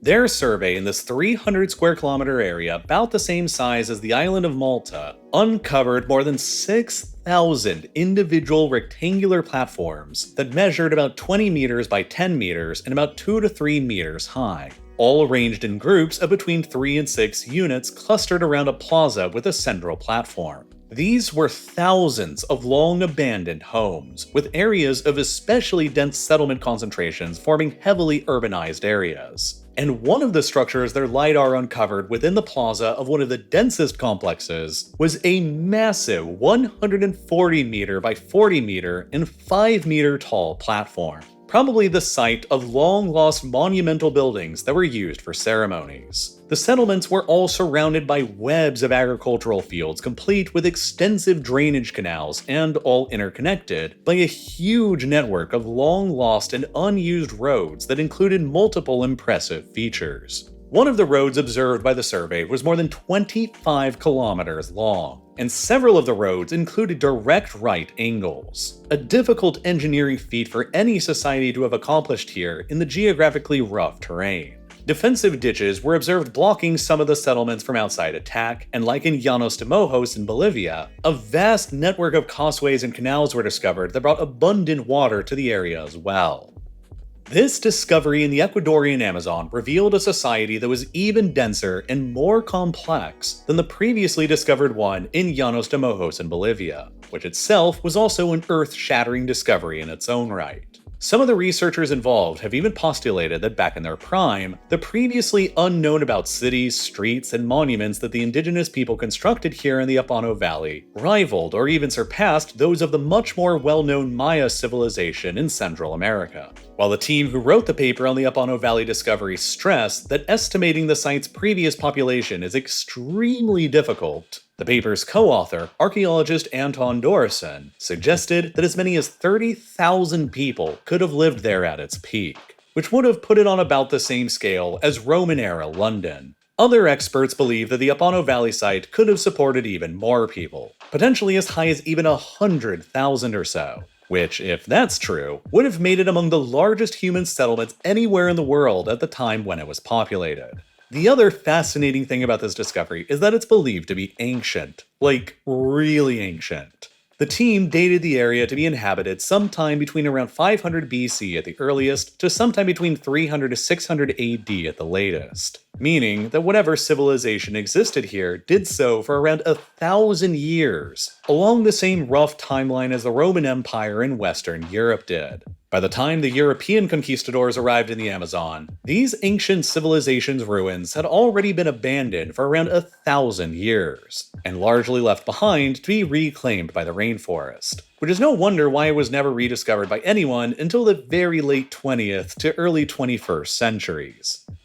It's not very often that an entirely brand new civilization previously unknown to recorded history gets discovered these days in the 21st century. But that's exactly what the Apano Valley site discovery was, and why it is arguably, at least in my opinion, one of the most important archaeological discoveries of this entire century. The area around this part of the Amazon on the eastern slope of the Andes Mountains has soils that are richer than elsewhere in the rainforest because they've been fertilized by rich volcanic ash from nearby volcanoes, which is also a potential explanation for why the site was eventually abandoned. One of the volcanic eruptions nearby may have been big enough to have caused an apocalypse. But interestingly, small pockets of fertile soils have been recently discovered all throughout the Amazon rainforest by archaeologists that's called terra preta, or black soil translated literally from Portuguese. These pockets of terra preta are now understood to have been man-made. It was created by indigenous people adding a mixture of charcoal, bones, compost, and manure to the infamously sterile Amazonian soil.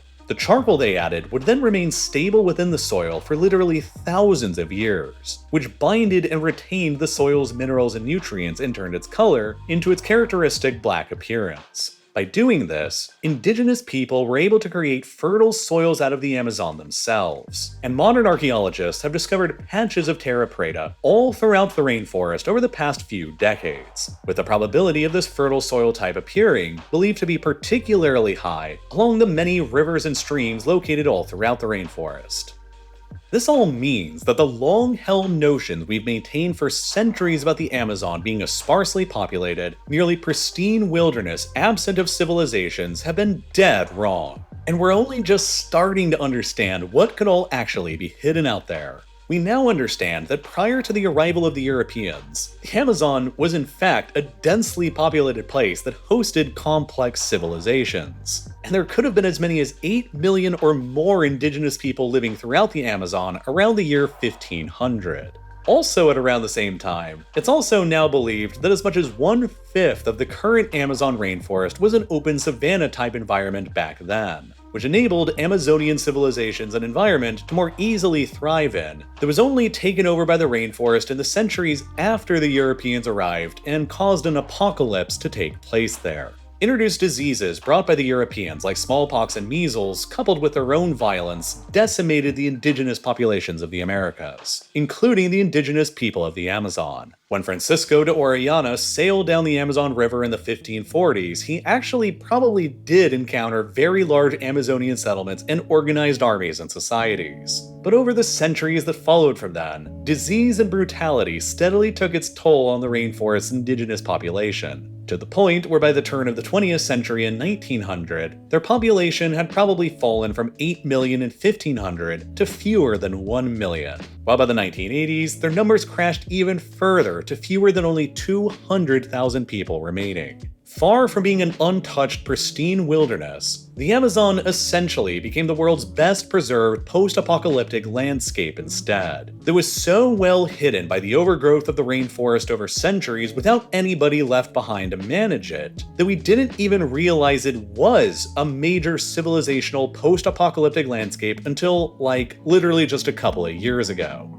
This all ultimately means that additional huge civilizational discoveries could be made out there in the future, and the Rothstein-led team that made the massive Upano Valley discovery in eastern Ecuador is already preparing to survey another 300 square kilometer site with Lidar that's directly adjacent to the 300 square kilometer site that they already surveyed, which could turn up even more history-changing discoveries soon. And as Lidar is used by more and more scientists and explorers in the 21st century to steadily peel back the foliage that has hidden the secrets of the Amazon for centuries, we will finally start to understand the complete map of the Amazon rainforest in the years and decades ahead. And there's just no telling what future great archaeological discoveries await us there. The rainforest still has a very low population density today, which means that the ruins and relics of these previously unknown Amazonian civilizations have been left almost completely undisturbed for centuries or even millennia. And as a result, the Amazon rainforest remains today the final vast location on the Earth's surface where previously hidden archaeological wonders could still lie, just waiting to be rediscovered again and understood by us. The Amazon will probably be the epicenter of major future archaeological discoveries throughout the rest of this decade and into the 2030s. And you should pay very close attention to all of it because it is all a very, very exciting time. Antarctica is easily the least understood and the most mysterious of all Earth's continents in the 21st century. It's such a poorly understood place that most people alive today still don't even really have a solid grasp about Antarctica's true size or shape. Something that's probably not really helped by our perception of Antarctica as this sprawling, misshapen blob that we always see stretching across the bottom of our two-dimensional maps, if it's even displayed on the map at all. In reality, Antarctica is the world's 5th largest continent, exceeding the sizes of Australia and Europe and being closer in size to South America than any other continent. The true scale of Antarctica can be revealed when overlaying it atop a continent that we're more familiar with, like North America. Antarctica is significantly larger than the mainland continental 48 US states, while the distance from the Antarctic Peninsula to the other side of the continent is as far as the Canadian Arctic Islands are to Mexico. And placed over Europe, Antarctica would stretch from the far northern reaches of Norway and Finland down to Iran and Iraq in the southeast and well past Ireland into the mid-Atlantic to the west. It's a genuinely massive place, and it's also almost completely empty and absent from human life. The human population of Antarctica ranges from as many as 4,000 people during the warmer Antarctic summer months to as few as only 1,000 people during the long, dark, and savagely cold Antarctic winters, when the darkness of night envelops the entire continent for months straight and the temperatures plummet to beneath -34 degrees Celsius continent-wide. But it's not just the brutal weather of Antarctica that keeps its population low. It's also just an insanely remote place that's really difficult to get yourself to. It's located down at the bottom of the globe, and the closest large human settlement to the continent is Ushuaia in far southern Argentina, which is still about 1,000 kilometers away from the tip of the Antarctic Peninsula. Despite this closeness, however, the distance between Ushuaia and Antarctica is separated by the infamous Drake Passage, an expanse of water that is perhaps the roughest and most dangerous part of the world's oceans. Here at the bottom of the civilizational world between the continents, the Southern and Pacific Oceans flow unobstructed into the Atlantic, representing the only location in the southern hemisphere where winds and ocean currents can each flow around the entire world without any obstruction from land, allowing them to violently whip around the world continually and keep picking up speed and strength as they go. This, combined with a collision of warmer water in the north and colder water in the south, result in powerful waves in the Drake Passage that can climb up to nearly 20 meters or 65 feet high during extreme weather scenarios. With the rough conditions through the Drake Passage and the vast distances between Antarctica and the other nearby continents of Africa and Australia, it's no wonder that human eyes most likely never even saw the frozen continent at all until the 19th century, when a Russian ship made the first ever recorded discovery of Antarctica in 1820. Even today, more than 2 centuries later, we still understand precious little about this isolated continent, especially anything about what's possibly beneath the titanic Antarctic ice sheet. Ice covers more than 98% of the Antarctic continent's surface, leaving very few exposed areas of land above the ice that we can actually observe with our own eyes. On average, across the entire continent, the Antarctic ice sheet stretches more than 2 kilometers thick from the surface we can observe down to the surface of the actual continental landmass. But at its thickest points, the ice on Antarctica can reach upwards of nearly 5 kilometers thick, which is nearly as thick as 6 of the Burj Khalifas in Dubai, the world's tallest building, all stacked on top of each other. This is why 61% of all the fresh water on the planet is locked away in Antarctica's ice sheet. And if the entire thing melted away into its liquid form, it would probably end up raising global sea levels by around 60 meters, which would be enormously catastrophic and result in the total obliteration of Florida and most of the US Gulf and East coasts. The ice sheet of Antarctica is so thick and impenetrable that it's widely accepted that we know more about the surface of faraway worlds like Mars today than what's actually beneath the Antarctic ice sheet on the real surface of Antarctica. Rather than drilling through kilometers of ice to see what's beneath it, the primary way that we've been able to sort of visualize what's beneath the ice on the continent is by flying planes over it and shooting radio waves down into the ice below, and then analyzing how the waves echo back up to the plane. A process that's known as radio echo sounding. But the Antarctic continent is, of course, a much larger place than even Europe is. And so, flying planes doing this technique over the entire continent would be a brutally painstaking, expensive, and time-consuming process. So, as it stands now, we only have a limited idea of what's beneath the frozen continent based on the few radio echo sounding flights we've actually done across it so far. And it's estimated that more than 90% of the continent beneath the ice remains unmapped and unknown. But the small amount of information we already do know about what's beneath the world's largest ice sheet on the world's most mysterious continent is already incredibly fascinating. For starters, we already know that Antarctica isn't really a unified landmass beneath the ice like it appears to us above the ice. Were all of the continent's ice sheet to melt or be removed, the Antarctic continent's true shape would be revealed to us. What we currently know as the Antarctic Peninsula, in reality, would emerge as a completely separate archipelago of mountainous islands that has sometimes been referred to as Lesser Antarctica, while most of the rest of the continent, known as Greater Antarctica, would remain above the ocean surface and be roughly the same size as Australia. Each of these two different halves of Antarctica, one archipelagic and one continental, would become this way because of their radically different geologies and histories. The area of Greater Antarctica, or the eastern side of the continent, is known to consist of more ancient igneous and metamorphic rocks, while the more archipelagic Lesser Antarctica is much younger and made up of sedimentary and volcanic rocks instead. Fascinatingly, Lesser Antarctica belongs to the Great Pacific Ring of Fire, a continuous belt of tectonic fault lines and active volcanoes that spans nearly the entire perimeter of the Pacific Ocean, and which has existed for about the past 35 million years. As a result, most of the archipelagos and islands that exist in Lesser Antarctica are volcanic in nature, despite their appearances of frozen ice and glaciers atop of them. Mount Erebus, far to the east in Antarctica, is the highest active volcano on the continent and the southernmost active volcano on the planet, complete with a lake of molten lava within its inner summit crater that has been observable since the 1970s and the last erupted only a few years ago in 2020.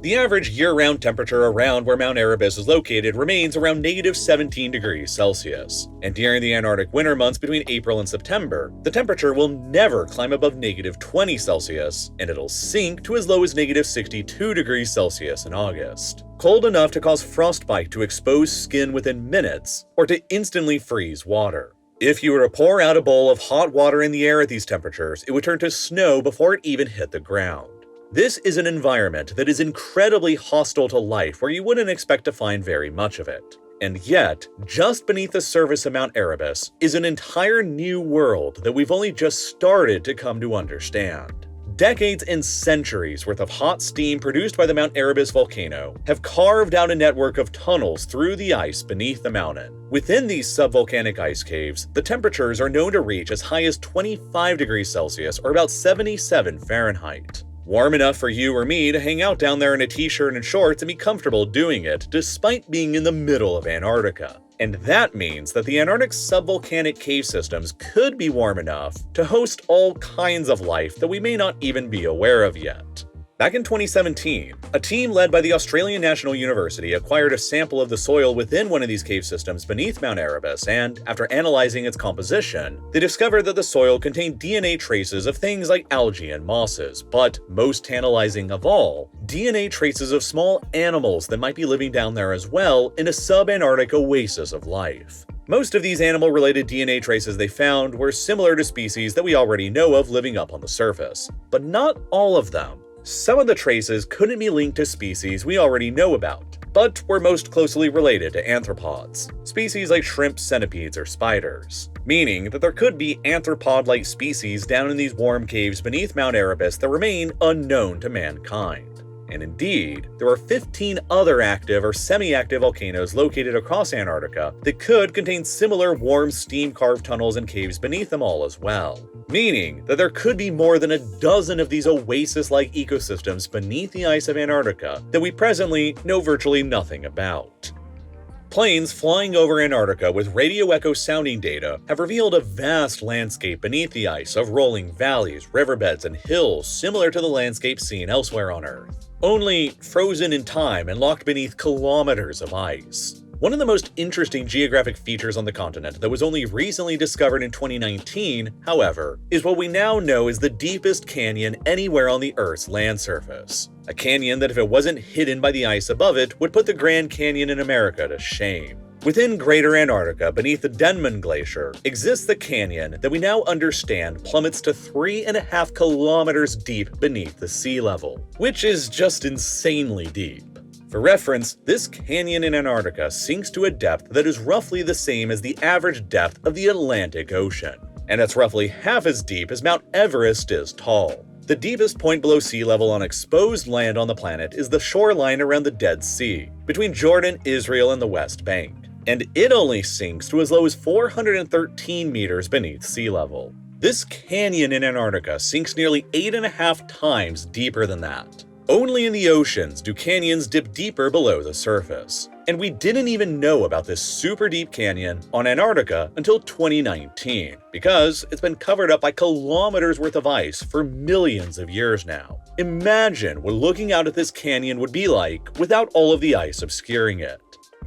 But the deepest canyon on the Earth is far from the only interesting geographic feature that the ice of the frozen continent has been hiding from us. In 1958, a team of Soviet researchers in Antarctica discovered a massive mountain range beneath the ice sheet that nobody knew about beforehand, that became known as the Gamburtsev mountain range, named after the Soviet geophysicist Grigory Gamburtsev. These mountains are roughly the same length and height as the Alps in southern Europe are, running for about 1,200 kilometers long, with peaks soaring up to as much as 2,700 meters high. They're also completely obscured from the surface because they are buried beneath more than 600 meters of ice and snowpack, and they're still far from the only interesting thing hidden beneath the ice of the continent. In the late 1950s and early 60s, researchers began detecting a large gravity anomaly in East Antarctica where the gravity present was weaker than what would be naturally expected. The anomaly spanned across a huge area beneath the Antarctic ice sheet that was about 243 kilometers wide and sunk down to a depth of about 848 meters. For decades, there were several hypotheses about what exactly could be causing this weaker gravity in the area of East Antarctica until, in 2006, a team of researchers from Ohio State University, using data from satellites owned by NASA and the German Aerospace Center, managed to identify what they believed to be an ancient 480-kilometer-wide meteorite impact crater that was buried beneath the ice sheet. But because of the area's extremely remote location and distance beneath several kilometers worth of solid ice, there still, to date, have never been any direct samples taken from the area to actually test for this impact event hypothesis. And so, the idea that an asteroid could have impacted this area and caused a massive crater in Antarctica is still only a theory for now, but a highly likely theory nonetheless. If the gravity anomaly here turns out to indeed be a meteorite impact crater, it would be by far the largest one ever discovered in the world. with a width that's nearly 3 times as large as the Chicxulub impact crater in the Yucatan Peninsula of Mexico, that is believed to have been formed by a 10-kilometer-wide asteroid that struck the area roughly 66 million years ago, and likely contributed to the annihilation of the dinosaurs. In order to create an impact crater nearly 3 times larger than that one in Antarctica, the asteroid that might have hit the area would have had to have been 4 to 5 times larger than the dinosaur killer asteroid was. So, roughly 40 to 50 kilometers wide. An asteroid that would have been big enough to stretch from Central Park in New York City all the way into Connecticut. Now, because of effects like erosion, impact craters on the Earth's surface gradually disappear over time. Because of this phenomenon, the Ohio State University researchers who concluded that the structure hidden beneath the Antarctic ice sheet was an impact crater believe that it happened no more than 500 million years ago, and no less than 100 million years ago, because the structure seems to also have been geographically disturbed by the Rift Valley in the area that only formed around 100 million years ago during the separation of Antarctica and Australia from the ancient Gondwana supercontinent. And that timeline between 100 and 500 million years ago is extremely interesting, because it potentially lines up more or less with the greatest mass extinction event that ever happened in our planet's history. The Permian-Triassic extinction event that took place sometime around 251.9 million years ago. An apocalyptically traumatizing event that is also often referred to as the Great Dying. Something happened on our planet all that time ago that quickly annihilated 57% of all biological families that existed at the time, including a wipeout of 81% of the Earth's marine species and 70% of the Earth's land-based vertebrate species. It is by far the biggest mass extinction event that ever took place on the planet, and we still don't have a precise explanation of what exactly happened that caused it. But it could just be that the deep and mysterious Antarctic ice sheet has been hiding the cause of the Great Dying from us this entire time. If indeed it turns out that the East Antarctic gravity anomaly is truly the biggest impact crater that we have ever discovered. And it's been even further hypothesized that if it really was an impact event that caused it, it could have been so massive and destructive that it directly contributed to the breakup of the Gondwana supercontinent by severely weakening the crust at the location of impact, which eventually led to the separation of that ancient continent between Antarctica, Australia, and India. Also hidden beneath the surface of the vast Antarctic ice sheet are around 675 liquid subglacial lakes that researchers have only started discovering since the 1990s, a little more than only 3 decades ago. Several of these liquid lakes have been discovered deeper than 3 kilometers beneath the surface of the Antarctic ice sheet, and by far the largest of them discovered to date is the infamously mysterious Lake Vostok, which was only discovered by a team of Russian researchers in the east of the continent in the early 1990s, and its discovery wasn't announced to the general public until it was published in the scientific journal Nature in 1996. It turns out that Lake Vostok is a massive body of liquid water that exists about 4 kilometers deep beneath the surface of the Antarctic ice sheet. And by the volume of water contained within the lake, Lake Vostok is surprisingly the 6th largest known lake in the world, containing an amount of water within it that is even greater than that of Lake Michigan in the United States. And we didn't even know about it at all until the same year that Tiger Woods made his professional debut at the PGA Tour. Interestingly, the liquid water contained within Lake Vostok is below freezing temperature, maintaining an average of about -3 degrees Celsius or about 27 Fahrenheit. This is possible because it's believed that there's a geothermal vent beneath the lake's floor that's providing it with some heat, while the pressure from the 4 kilometers of thick ice above the lake reduces the ice's melting point and provides the lake's water with insulation from the abominably cold temperatures above it. And while -3 degrees Celsius temperature water is too cold for most marine life we know of to survive, it's still warm enough for many other species we know of that have adapted to extremely cold environments to thrive in. Antarctic krill, icefish, Arctic cod, and certain species of sea stars, sea urchins, and mollusks that we already know of are capable of surviving in extremely cold sub-zero waters. So what mysterious life forms that we're presently unaware of could be existing down below in the depths of Lake Vostok, and the hundreds of other lakes dotted across Antarctica hidden beneath the ice sheet? Lake Vostok is a particularly interesting case because it's believed to have been completely sealed off from the rest of the outside world by the Antarctic ice sheet for at least the past 15 million years. Meaning that if life exists within the lake, it has evolved in complete separation from everywhere else in the world for millions of years now.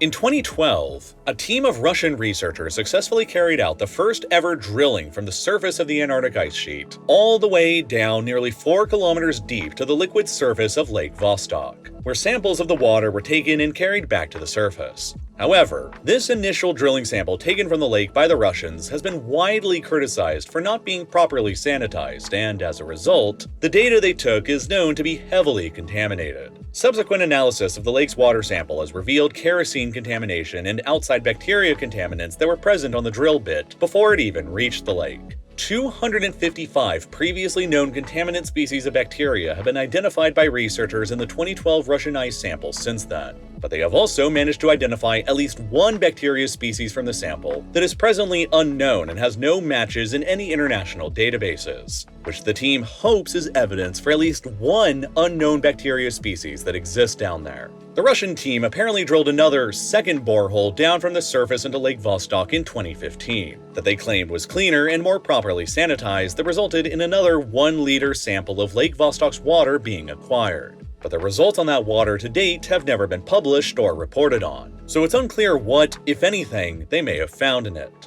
Most researchers involved with Lake Vostok expect that if life actually does exist down there, it'll be limited to simple life forms like bacteria, which might not really sound all that exciting or sexy, but it could carry with it significant implications for other simple life forms that might be existing elsewhere on other worlds in our own solar system, deep in the liquid oceans we also know exist beneath kilometers of frozen ice on some of the moons of Jupiter and Saturn, like Europa and Enceladus. But there might also just be the chance that there actually is more complex life existing down there in Lake Vostok than we might expect. In 2020, a study conducted by researchers Colby Gura and Scott Rogers of Lake Vostok's accretion ice rather than the liquid water within the lake itself revealed additional unknown bacteria species and, most fascinatingly of all, an rRNA sequence that was more than 97% similar to that of a species of rock codfish that is common along the Antarctic coastline, representing the first scientific report of an unknown fish species that could possibly be existing down within Lake Vostok. It would be incredible to one day see a sea drone with a camera and light attached to it get deployed down into Lake Vostok to see more of what's actually down there, because, based on a similar event that happened just a few years ago in 2021, the results could indeed be wildly unexpected. In the final days of December in 2021, a team of scientists from New Zealand melted a small hole through a glacier in West Antarctica here at the Cam ice stream. The team knew that a large cavern of liquid water existed about 500 meters beneath the glacier's surface here, carved out over time by a small flowing river beneath the ice. But when the team actually lowered a camera down into the hole they carved, down into the liquid water-filled cavern below, what they saw shocked everybody involved. They actually saw animals, hundreds of them swimming around in the isolated cavern below. The team later identified these blurry orange blotches to be shrimp-like marine crustaceans called amphipods. And here in this cold, isolated cavern of water 500 meters beneath the ice, and a whopping 500 kilometers away from the nearest sunlight, locked in complete darkness, were hundreds of these more complex life forms absolutely thriving. Practically nobody expected to find that much life down here. And so, what implications does that 2021 discovery have for what unknown life may be existing within Lake Vostok? Or within any of the hundreds of other lakes locked beneath the Antarctic ice sheet that we haven't ever seen? So far, the area of the West Antarctic ice sheet spans across a vast area that is roughly the same size as Mexico, and yet, to this date, humanity has only managed to actually witness a fraction of the unknown world that exists beneath the ice here. A few dozen small boreholes dotted around the region that has exposed a disjointed area to us only about the size of a regulation basketball court. The world beyond that basketball court, in an area that's the size of Mexico, remains unobserved, unknown, and mysterious. And I deeply want to know more about it. And in addition to all the unknown life and geographic features that probably exist beneath the Antarctic ice sheet, there's also almost certainly a vast amount of undiscovered and completely untapped natural resources beneath the ice sheet that humanity will likely begin to deeply covet one day soon as well. For decades, it has been theorized that Antarctica is likely home to massive deposits of energy resources like oil and gas and coal, owing to the fact that for hundreds of millions of years in the past, the continent was not frozen and existed in a warmer part of the world that likely contained eons worth of animal and plant life. It was only around 35 million years ago that Antarctica drifted far enough south to begin acquiring its ice sheet. And for hundreds of millions of years before that, it never had any, allowing plenty of time for complex life to evolve and die and gradually transform into hydrocarbons like petroleum over the eons. But it wasn't until just a few months ago, before this video was published in May of 2024, that we had any idea of the actual potential extent of these Antarctic oil and gas reserves.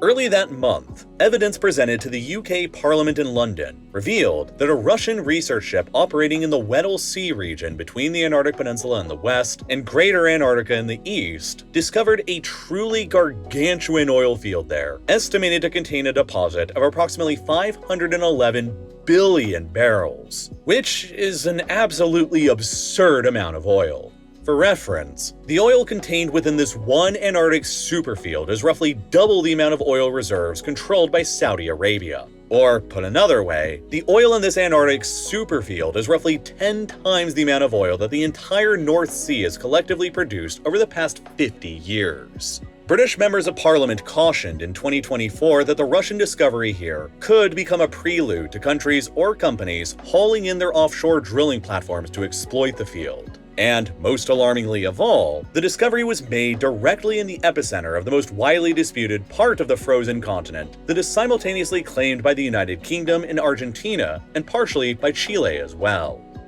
But for now, straight-up drilling for oil in the Weddell Sea here is illegal under international law because of something known as the Antarctic Treaty, an international treaty that has its origins in the mid-20th century. You see, up until the late 1950s, Antarctica was theoretically a free-for-all land open to exploitation, settlement, and colonization from anyone brave enough to try it. It was simply the continent's extremely remote location and extremely hostile environment that kept most people from ever trying. But not everyone. 7 countries officially staked out their own territorial claims to Antarctic territory during the early 20th century, including New Zealand, Australia, France, and Norway, and the sharply competing overlapping claims of the United Kingdom, Argentina, and Chile. All of these countries' territorial claims in Antarctica were based on their pre-existing legal claims or control of territory nearby to Antarctica, such as New Zealand's and Australia's home territories, France's relatively nearby Crozet and Kerguelen Islands, and Norway's Bouvet Island. Similarly, the UK's claimed territory in Antarctica largely came out of an extension of their claims to the Falkland Islands, along with South Georgia and the South Sandwich Islands nearby, while Argentina's almost identical overlapping claim to Antarctica was based not only on their own territorial mainland, but also on their identical competing claims to the same islands claimed by Britain, the Falklands, along with South Georgia and the South Sandwich Islands, while Chile's territorial claims were also based on the proximity of their mainland territory.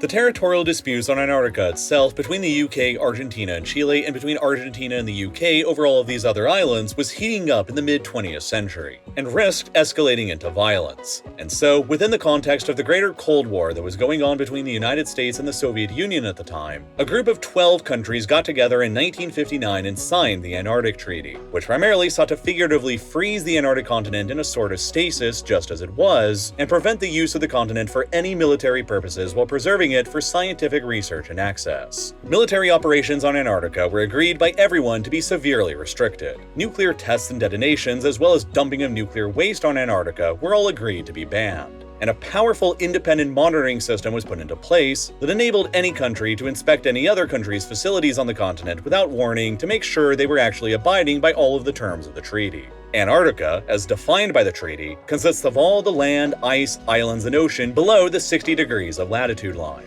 The 7 countries who had already made territorial claims to Antarctica before the treaty was signed had their claims frozen and they became legally unenforceable. The US and the Soviet Union and later Russia reserved themselves the right to stake out their own territorial claims to Antarctica at some undetermined point in the future, while any country from around the world was eligible to join the treaty and establish research bases on the continent wherever they deemed fit, regardless of any other country's territorial claims. And perhaps most importantly, the treaty explicitly forbids the harvesting of any of Antarctica's Antarctica's potential resources or even prospecting for the continent's potential resources. No mining or drilling for resources on Antarctica have been allowed ever since.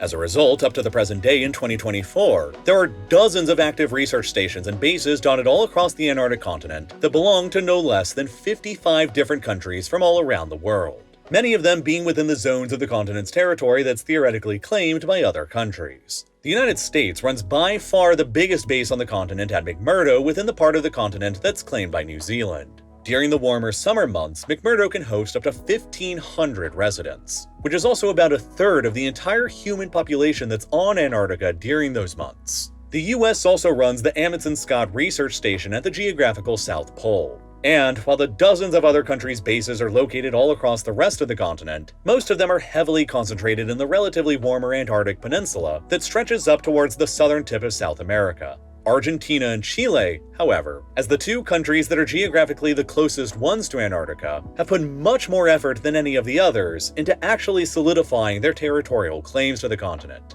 They are the only two countries who have so far gone to the lengths of actually establishing permanent civilian settlements on the frozen continent. The Argentinians at Esperanza base on the Antarctic Peninsula, and the Chileans nearby the peninsula on King George Island with their Villa Las Estrellas.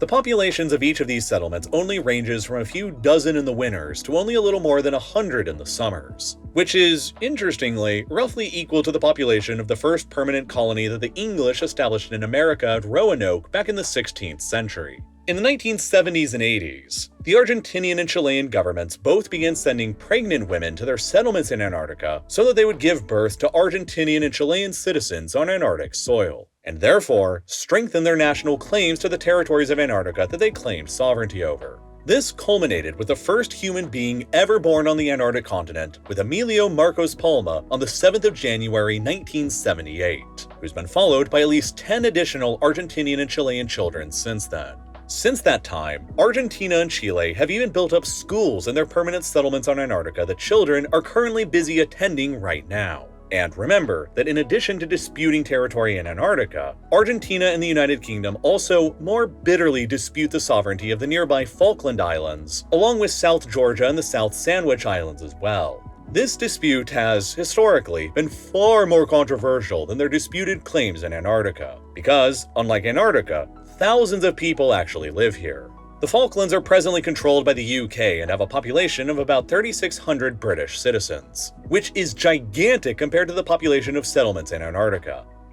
The UK has nearly continuously administered the Falkland Islands for nearly 2 centuries since the 1830s. But for various historical and geographic reasons, Argentina has heavily disputed Britain's control of them for the 2 centuries ever since. The dispute infamously came to a climax in 1982 when Argentina unexpectedly launched a full-scale amphibious invasion of the Falklands, along with South Georgia and the South Sandwich Islands, which sparked a 10-week-long war between Argentina and the UK around the islands that killed nearly 1,000 soldiers and wounded more than 2,000 others, with major naval losses suffered on both sides. Argentina's invasion of the islands ended up being decisively defeated by the British. The islands have remained within the UK ever since, and the dispute over the Falklands between them, while continuing, has largely moved away into the very far background of geopolitics that is rarely brought up today in the context of much larger disputes going on in Ukraine and the Middle East. But with that recent Russian-made discovery of 511 billion barrels of oil down there in the middle of both of their claims in Antarctica, the Falklands question could be brought back to the forefront for both London and Buenos Aires sooner rather than later. With the current market price for a barrel of Brent crude oil being $86.70 when I wrote this video on the 3rd of July 2024, those 511 billion barrels of oil in the Weddell Sea could, theoretically, be worth something to the tune of $44 trillion,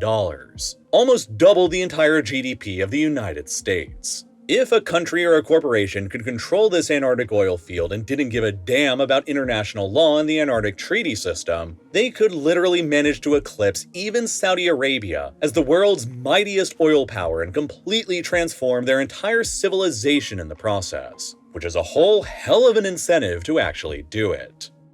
The only thing standing in the way right now from anybody doing that, on paper, is the Antarctic Treaty System, that strictly forbids anyone from harvesting Antarctica's resources beneath the 60-degree latitude line. But that treaty is actually up for review in only 24 years from now, in 2048. And any country involved with the treaty is legally able to walk away from it and withdraw whenever they want to. Right now, the 511 billion barrels of oil that the Russians apparently discovered here are better to think of as deposits rather than as reserves, since nobody can legally access them. But when the Antarctic Treaty comes up for review in 2048, Argentina, the UK, Chile, and maybe even other outside powers will become heavily motivated to begin allowing drilling and mining to take place in Antarctica if they stand to gain trillions of dollars by doing so. The ice cover in the Weddell Sea where the oil field was discovered is thinning out with climate change, and is increasingly becoming easier to access by ship or offshore oil rig, while the Antarctic Peninsula to the west protects the sea a bit from the often violent oceanic swell that swirls around the continent above it. Nonetheless, Antarctica and the Weddell Sea is still a very difficult place to actually work in for now. The location is extremely remote and thousands of kilometers away from civilizational centers in Argentina or South Africa, while icebergs and ice flows within the sea can still pose a grave challenge to the stability and safety of offshore oil platforms. Extracting the oil deposit here will undoubtedly be a prohibitively expensive venture to try and undertake. Which means that, for now, even if a country like Russia didn't really care about violating international law by extracting the oil, they'd still have to deal with the cold financial calculus being against them that simply makes extracting the oil not very economically feasible. But again, in the not-too-distant future, as the ice cover in the Weddell Sea thins out with climate change, and as the Antarctic Treaty officially comes up for review in 2048, some states may be open to trying out their shot. And if Argentina can actually finally get its economic act together over the next couple of decades, they might also become interested in challenging the United Kingdom over the status of the Falkland Islands again.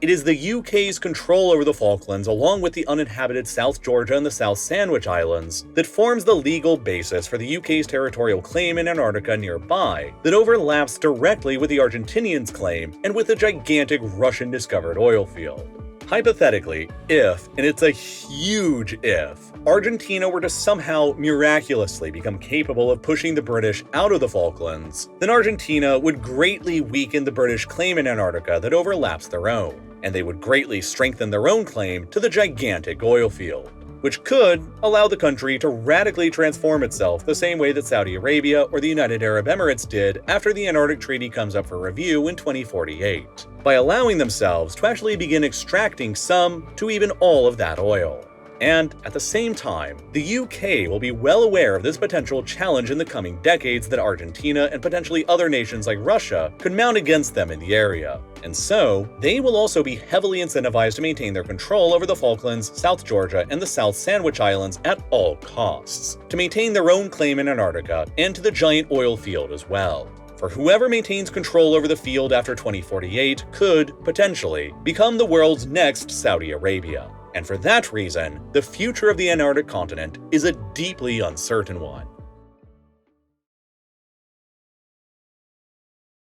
This is Greenland, the largest, most fascinating, and most mysterious island in the world. It is more than 3 times larger than France, and has remained a part of the Kingdom of Denmark for more than 300 years now, which theoretically makes Denmark a transcontinental country, the world's 12th largest country by land area, and the largest country with a capital in Europe other than Russia. When placed over the European continent, Greenland's vast size becomes significantly more apparent, covering nearly everything from Portugal to Poland. But despite all of this vast size, the population on the world's largest island is only around 56,000 people, which is even less than the population of Andorra, a tiny microstate wedged in between Spain and France. And nearly 1 in 3 of those 56,000 Greenlanders all live in just a single town right here, called Nuuk, the capital of the island. And of course, the biggest reason why there are so few people on this massive landmass is because the vast majority of it is, at least for the moment, completely uninhabitable. 2/3 of the island stretches high up into the north beyond the circumference of the Arctic Circle, a region of the planet that receives significantly less intense solar radiation than elsewhere, because the sun's rays have to travel a longer distance through the atmosphere in order to reach it, which means that solar radiation is less concentrated and spread out across a much larger surface area than around a location like the equator, where the distance that the rays have to travel through the atmosphere is a lot less. Basically, that all just means that this part of the planet is a lot colder than average. But due to the influence of the Gulf Stream, the warm ocean current that flows northwards from the Gulf of Mexico and across the North Atlantic towards Europe, a great deal of Greenland has a lot more mild weather than you might expect for its latitude up here. The average winter temperature in the capital and biggest city, Nuuk, is still -9 degrees Celsius. The town of Iqaluit in Nunavut, Canada, is at an approximately similar latitude, but because of its distance away from the warming effects of the Gulf Stream, the average winter temperatures here are more like -27 degrees Celsius, and it's therefore significantly colder than Nuuk on average. However, the biggest and most mysterious thing to understand about the island of Greenland is its absolutely colossal ice sheet, and the unknown wonders and discoveries that are hiding just beneath it out of our sight.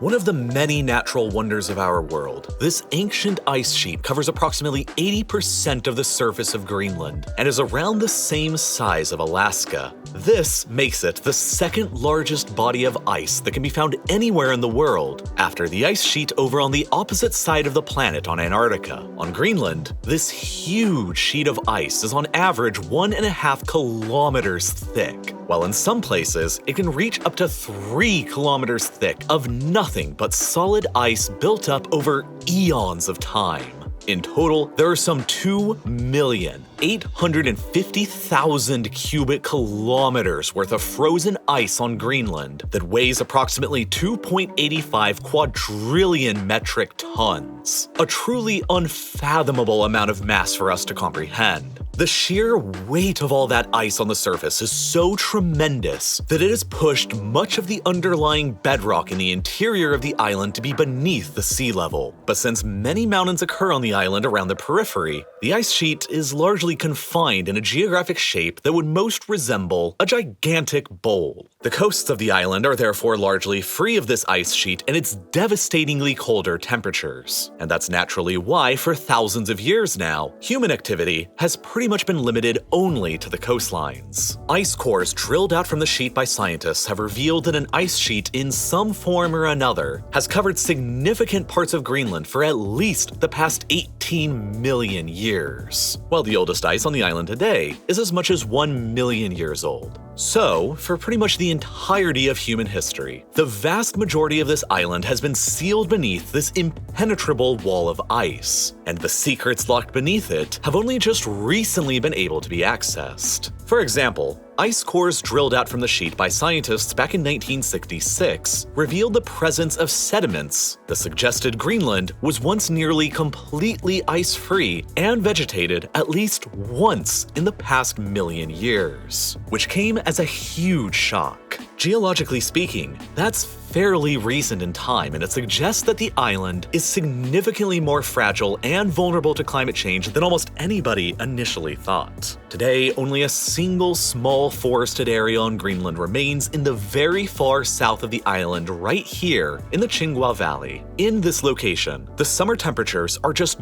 barely high enough to sustain trees, and there are big 1,500-meter-high mountains that surround it on nearly all sides, which serve to protect it from the cold and fast winds that whip across the ice sheet just a bit further to the north. But other than this little 15-kilometer-long pocket of trees and forests, the rest is nothing but ice, rocks, shrubs, and scattered pockets of human and animal life. In the future, however, this tiny pocket of natural life in the south may become the genesis point for life spreading across the rest of the island, because the massive ice sheet that covers most of it, for better and for worse, is currently in the process of melting. Researchers from NASA's Jet Propulsion Laboratory already reported a long time ago, back in 2006, that the ice sheet and glaciers on Greenland were melting at a rate of about 217 cubic kilometers a year, which was about twice as fast as they were melting just 5 years before then, in 2001.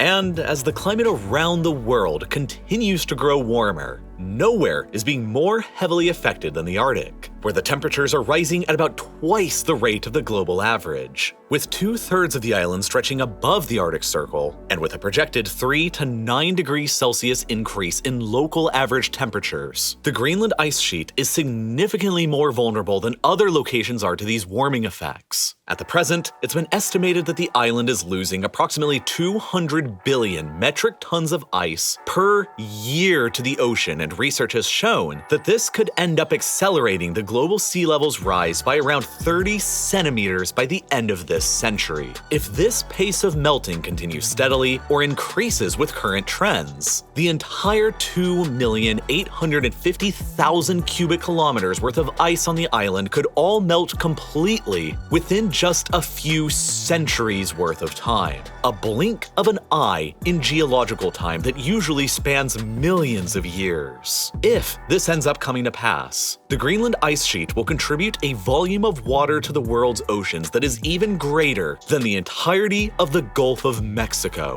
resulting in a catastrophic global sea level rise of approximately 7 meters. This would consequently flood nearly every major coastal city that exists in the world today, and would profoundly change the entire planet's geography. Much of Florida and southern Louisiana would be buried beneath the sea, including major cities like Miami and New Orleans. The San Francisco Bay would expand dramatically to flood much of the California Central Valley, including cities like Sacramento and Stockton. A good portion of the Bahamas would be entirely submerged. A significant chunk of the low-lying areas of northwestern Europe, like the Netherlands, Belgium, and northwestern Germany, would be dramatically flooded, along with significant areas of the Po Valley in Italy, including Venice, and the low-lying Nile Delta in Egypt, including Egypt's second-largest city, Alexandria. A great deal of southern Iraq would be submerged, along with a majority of Bangladesh and a good deal of West Bengal in India, some of the most heavily populated places in the world. A great deal of the lower Mekong Delta within Vietnam, including Ho Chi Minh City, would also be totally flooded, along with substantial low-lying areas of eastern China, including major global cities like Shanghai and Tianjin.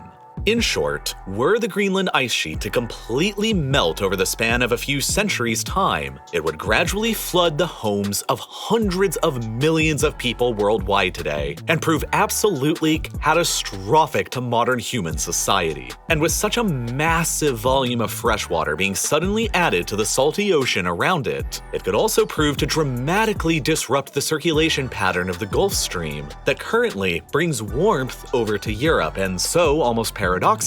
turn Europe into a colder continent than it is today. But at the same time, the removal of all that ice on Greenland would finally reveal all of the land of one of Earth's greatest landmasses to humans for the first time in history, and all the secrets that have been hiding beneath it. But luckily for us, we may not have to wait centuries to learn about most of these secrets, and many of them have already been discovered. In 1942, during the Second World War, an American Lockheed P-38 Lightning had to make an emergency landing on the island. The crew was rescued, but the plane was left behind where it landed and became lost to time. Half a century later, in 1992, after years of searching for it, a team finally rediscovered the long-lost airplane that was by then buried beneath 268 feet of ice from the past 50 years of cumulative snowfall. The plane was later restored and even returned back to flying condition, and took to the skies once again after being buried for the previous half a century, hidden beneath the ice of Greenland. It would ultimately end up becoming only one of many American artifacts lost to the ice here for some time. In 1968, an American bomber carrying 4 thermonuclear bombs caught fire mid-air and crashed on Greenland around here. An extensive cleanup operation was subsequently carried out by both the United States and Denmark, and nearly all of the parts coming from the plane and the nuclear weapons were discovered, except for one puzzling and potentially troubling piece: the secondary stage cylinder from one of the nuclear bombs, carrying uranium and lithium deuteride. essentially the piece that carries the nuclear fuel for one of the bombs. A pretty small component, no larger than a beer keg. This component was never discovered by the cleanup operation, and likely remains buried and hidden beneath hundreds of feet of ice somewhere around that area to this day. And then, just a decade ago in 2013, a team of scientists made one of the most amazing discoveries beneath the ice of Greenland ever made so far. Using ice-penetrating radar data collected from NASA-owned satellites, they discovered that the Greenland ice sheet was hiding beneath it the longest canyon found anywhere in the world. Now described as a mega canyon, the so-called Greenland Grand Canyon stretches for more than 750 kilometers across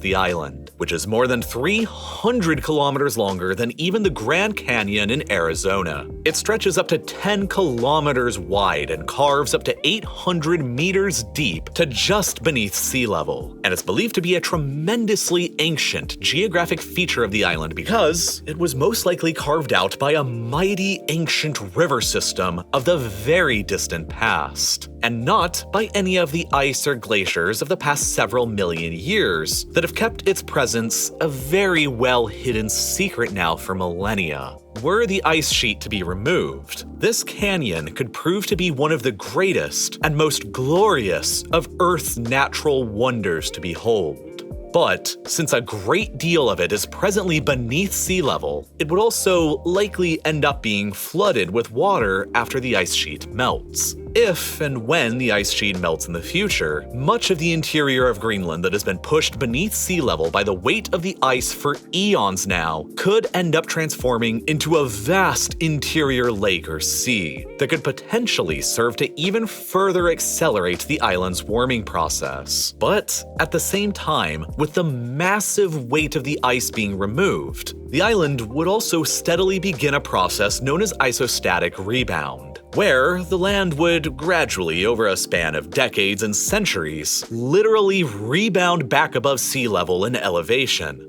finally free of the crushing weight that had lasted there for millions of years. And so, in reality, Greenland's future geography in a few hundred years from now is basically anybody's best guess. But without a doubt, the most important things hiding beneath the 3 kilometers of ice on Greenland today are the resources and raw materials and, specifically, hydrocarbons and rare earth elements and minerals. The United States Geological Survey has estimated before that they believe there are a total of 141 billion barrels of hydrocarbons, accounting for roughly 13% of all the planet's undiscovered oil and 30% of all of its undiscovered natural gas sitting untapped just beneath the surface of Greenland. If these resource estimates are accurate and were ever to be realized, Greenland would suddenly end up having about as much oil and natural gas as Iraq, and would have the 5th or 6th largest amount of hydrocarbon reserves of any country in the world. Since Greenland continues to remain a territorial possession of Denmark, a European Union and NATO member state, these reserves could theoretically help to dramatically increase Europe's energy independence from other nations like Russia or Iran. But beyond oil and gas, the more interesting resources hidden beneath Greenland are likely to be rare earth elements and minerals. These are resources that take up this section of the periodic table of elements that you've probably forgotten since high school chemistry class. But the big thing to understand is that these resources are vital to powering the technologies of our modern world, from everything to smartphones, electric cars, MRI machines, fighter jets, and dozens upon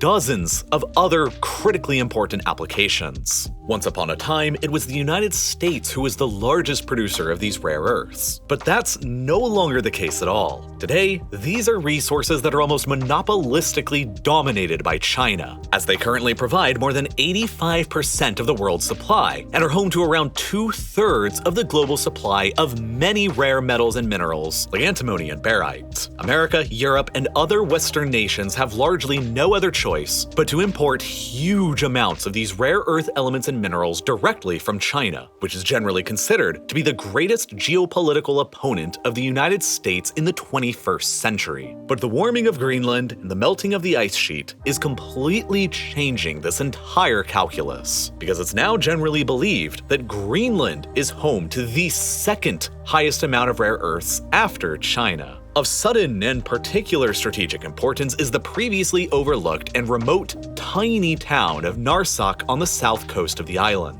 home to only around 1,700 people. This is potentially the most strategically important small town of under a couple thousand people found anywhere in the world today, because the scraggly and rocky hills that surround it are now estimated to contain roughly an entire quarter of the Earth's supply of rare earth minerals. A single mineral deposit site within these hills, known as Kvanefjeld, has been claimed to be the world's second largest deposit of rare earth oxides at around 11 million tons, and the sixth largest deposit of uranium yet to be discovered at around 270,000 tons. If these estimates are correct, it means that this single site within Greenland is the largest concentration of rare earths found anywhere outside of China, and it places the island as fourth in the world for numbers of rare earth reserves, and roughly equivalent to Russia. It would also mean that this site's uranium reserves alone are roughly equivalent to the entirety of China's known reserves, and ranks Greenland as 9th in the world for known reserves of uranium. And that's all coming from just a single deposit. Based on these assumptions, mining companies, billionaires, and empires from around the world have been eyeballing the tiny villages of Greenland now for years. And the subject within Greenland itself is incredibly divisive. On the one hand, expanding Greenland's resource extraction industry could provide enormous amounts of money to the island nation, and finally secure their financial and legal independence from Denmark after centuries of colonial rule. While Greenland was granted home rule from Copenhagen more than 40 years ago, back in 1979, Denmark continues to fully administer the island's foreign policy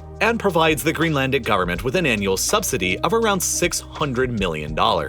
which is about 60% of their entire annual government budget. Greenland's government is therefore still highly dependent financially on Denmark, and the revenues gained from mining and hydrocarbon extraction could dramatically change this and pave the way for full independence and sovereignty in the future. But on the other hand, there are many locals on the island who are very wary of foreign mining and energy companies coming and setting up their operations there. Operations that could potentially lead to things like pollution, contamination, and changing ways of the traditional Inuit lifestyles of the locals. And the world's greatest powers have already begun casting their long geopolitical gazes to this distant island that history always paid very little attention to until now. Chinese state-owned companies have already been attempting to invest in mining operations on the island, like at the Kvanefjeld deposit, along with further offers to invest in air and maritime port infrastructure. What better way, after all, to continue securing their own global rare earth monopoly by buying up the assets or securing the trade relationships of what could potentially become the second greatest source of them in the world. And as the Arctic continues to warm up, the sea ice across it will melt to a point where, eventually, potentially as early as next decade, there won't be any sea ice at all during the summer months, which will open up a new trade route known as the Northern Sea Route through the northern waters of Russia. This inevitability will dramatically shorten the trading distance that cargo containers will have to travel between East Asia on the one side and Europe and North America over on the other. It will dramatically speed up trading times between the economies of Eastern Asia and the West by a significant order of magnitude, compared with contemporary trade routes between them through the Suez Canal or around the southern tip of Africa, and make the Russians a lot of money in the process as well via transiting fees. Sometime next decade, this is likely going to become one of the biggest and most vital trade routes in the world, and it will also dramatically improve the accessibility of Greenland's vast hidden strategic resources. It is certainly for all of these reasons and the knowledge of how critically important Greenland will one day become to the global economy why the Trump administration in the United States floated around the idea of purchasing the island from Denmark back in 2019, and why Washington has been putting continuous pressure on Copenhagen to block the investments of all Chinese companies there. Since they still control Greenland's foreign policy, Denmark acquiesced to the American demands by canceling 2 Chinese construction bids for airports at Nuuk and Ilulissat, and they declined a Chinese offer to purchase an abandoned naval base on the island's south coast. However, they also firmly rejected the American proposals to purchase the island outright. And it's not like the United States even has to purchase it anyway. They already operate a major airbase in the far north at Thule, whose primary purpose is to serve as an early warning system for potential ballistic missiles being fired at the US mainland from Russia.